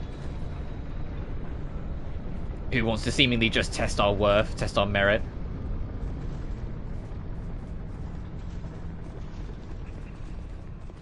Alright, let's do our hoof all the way down. Time to find out. To be honest, this will make or break whether this is, like, a fun or an endurance.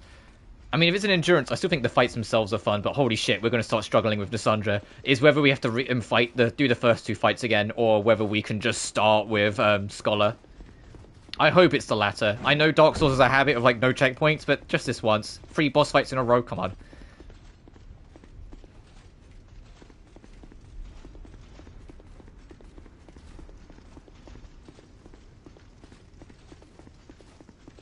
And yeah, I can summon all my buddies again. Alright. All for one, and one for all. Let's go, lads. Genuinely, the amount of co-op influence or like push there is in this compared to 1, I've actually kind of enjoyed this as like a squad game more than I have as a solo like fight game. Oh, it starts on Aldia, thank goodness. That's actually sick.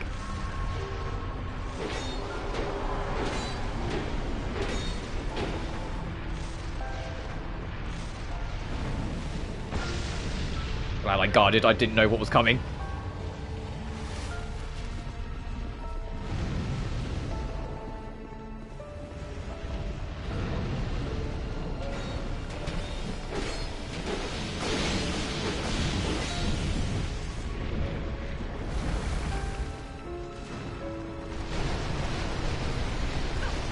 Oh, I was trying to see if I can be cheeky.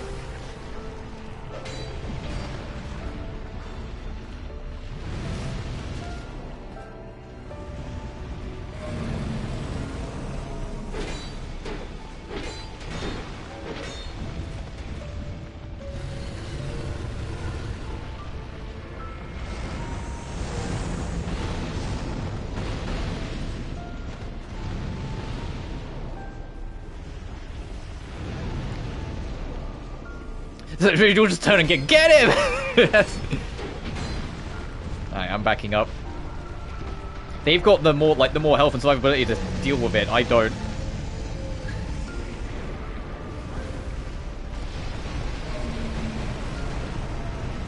I say Ben Hart is getting destroyed, but he's got way less defense. He's also like staying in the fire, which is fucking stupid. Yeah, there goes Ben Hart. Thanks for your cooperation. Need that blaze to go. Are you on top up?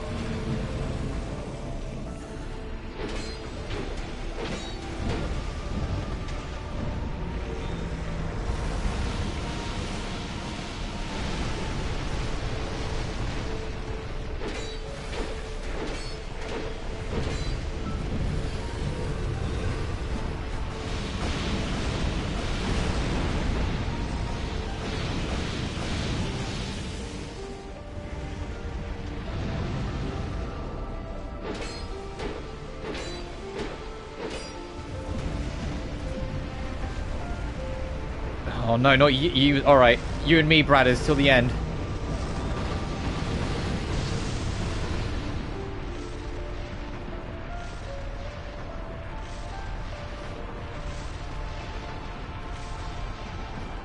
This depends who it's targeting. I was kind of hoping it was going to target Bradders. I know that sounds terrible, but I would have been able to just run in and get the kill. I'm not taking any chances though with that fire, so I'm going to wait. Alright, we got him. We got him, so when he spawns in, I'll get him. That should be game.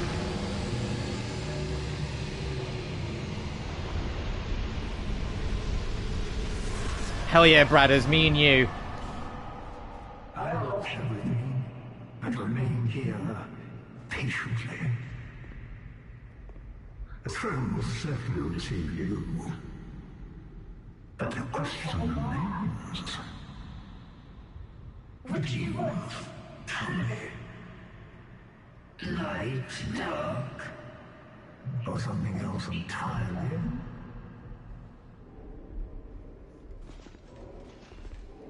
That's to go on the throne and link the flame. That's just something else entirely. I linked the flame last time, so I think... let's leave the throne.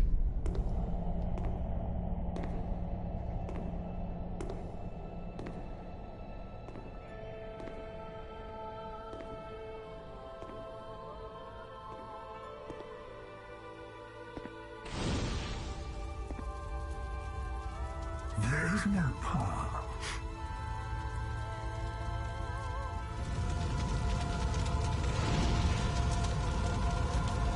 Beyond the stable light, beyond which you done.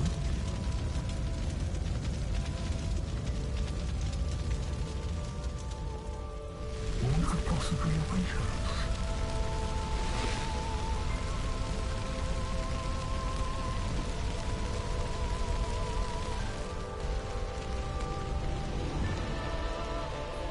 And yet we seek it insatiably, such as our fate.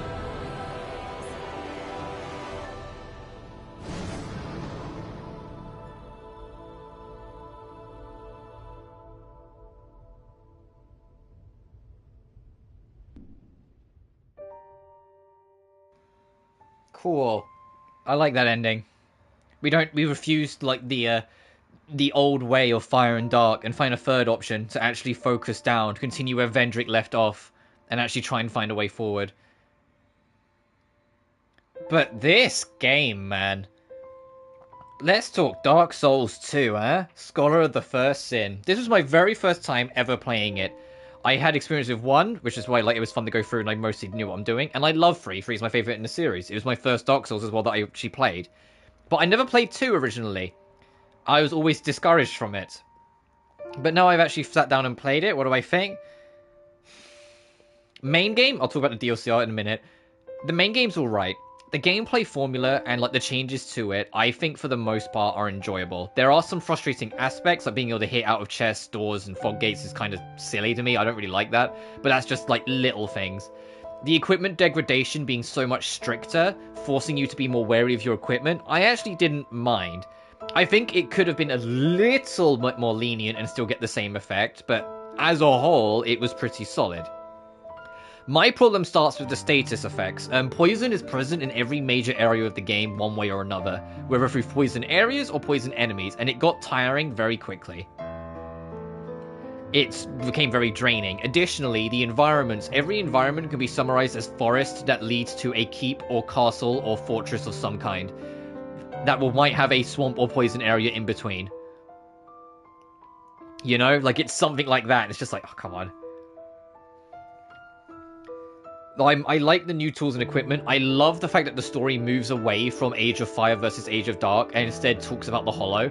And I love the lore implication it gives through it, that it does become so much more focused in a sense, instead of being, you know, about like the ages. It's actually about the individual characters and their struggles and what they go through and their journey. But those DLCs, let's talk about those DLCs. Sunken City was excessively boring. And the only 2 boss fights... Well, there was technically 3 boss fights. There was a third one I found off screen that was a gank, which is just... It was just 3 NPC characters that invade, basically, that you fight, and it was kind of like, ugh. That was sort of nothing burger fight.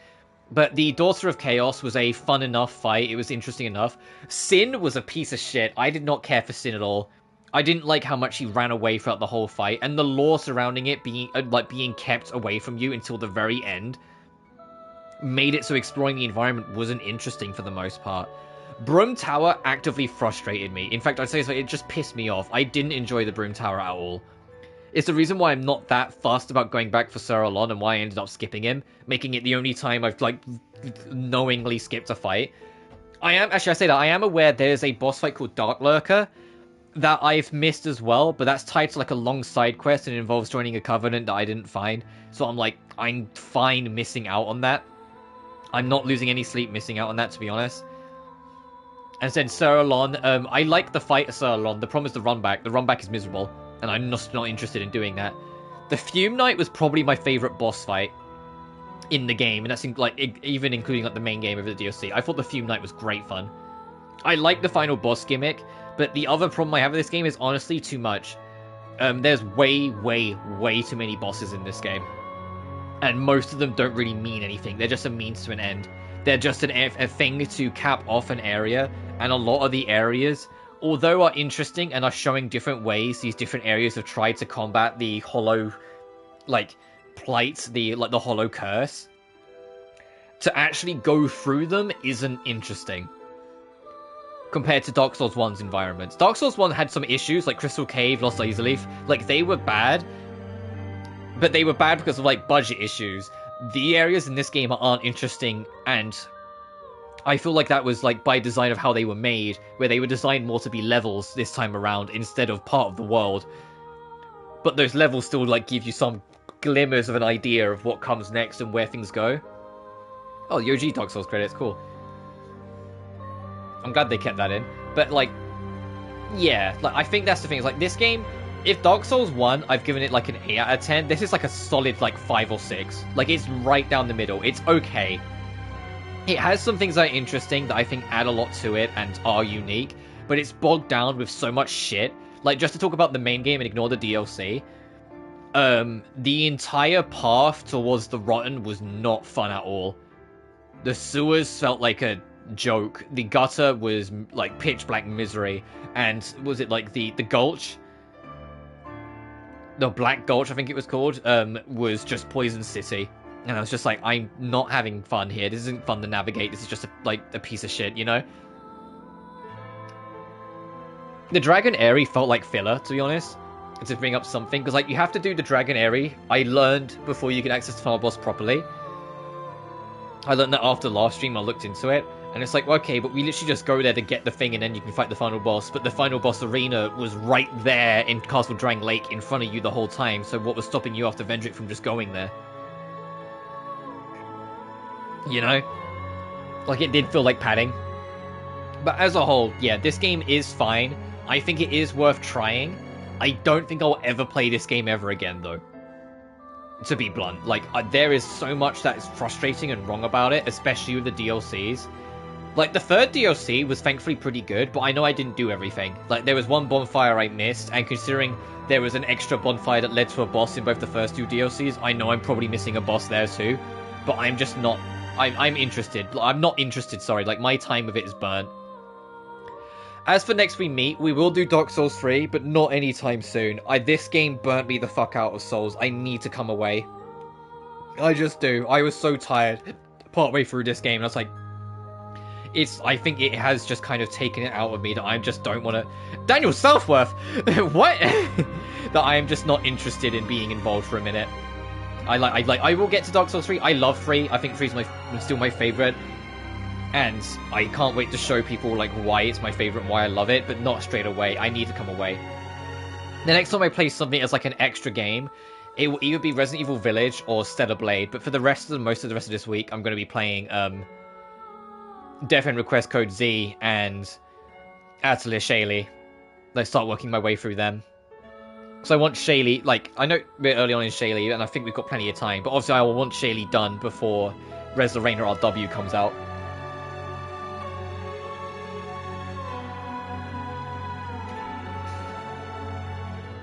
Oh, I know this is like standard from stuff, but I don't really recognize many of these voices. I'm looking at the voice cast list and I'm like, is there any names I really spot? And there's only been like one that I kind of vaguely recognize. Enemy voice recording.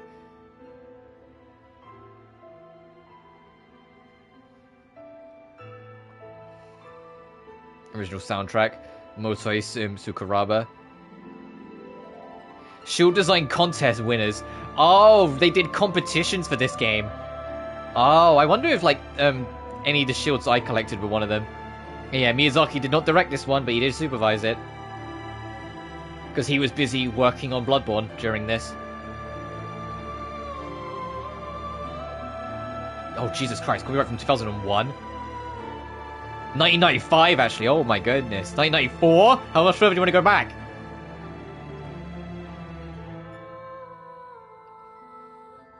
Oh yeah, this is an early 2010s game, credits. They do all the copyright stuff like this as a block at the end.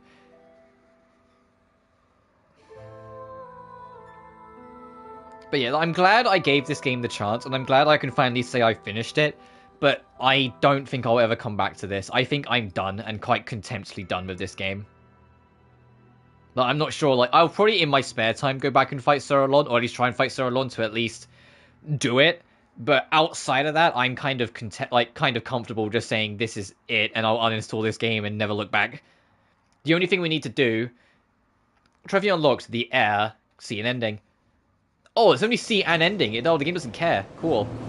And also, it doesn't put straight in NG+, so I can level up, and then I can give you my final stat list.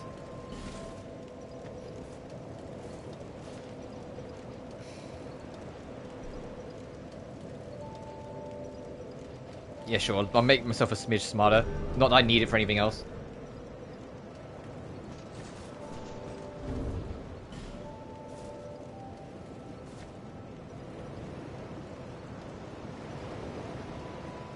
There, I've got my screenshot. Alright, my soul memory, that's what that is in the top right. Can I bring up the help show it? This is how many souls I picked up all game long, full stop. 3,207,000? That is way too fucking much. I should not got that much. At level 173, with 40 vigor, 41 endurance, 31. I mean, I think they're both 140, but because of the equipment I have, they're counted as an extra level. 5 attunement, 50 strength, 15 dex, 35 adept, 6 int, and 5 faith. I think, yeah, the level inflation is a huge problem in this game. We're almost twice the level we was in Dark Souls 1. And thankfully they will correct that in Souls 3 as well. But yeah, that'll do from me. Fun game enough, but I'm good. You guys take care. I'll see you again soon. Thank you so much for watching. Remember to like and subscribe if you haven't already. It genuinely helps the channel grow. Additionally, you can find my BlueSky and Patreon in the description of every single video. But until next time, you guys take care now. Peace.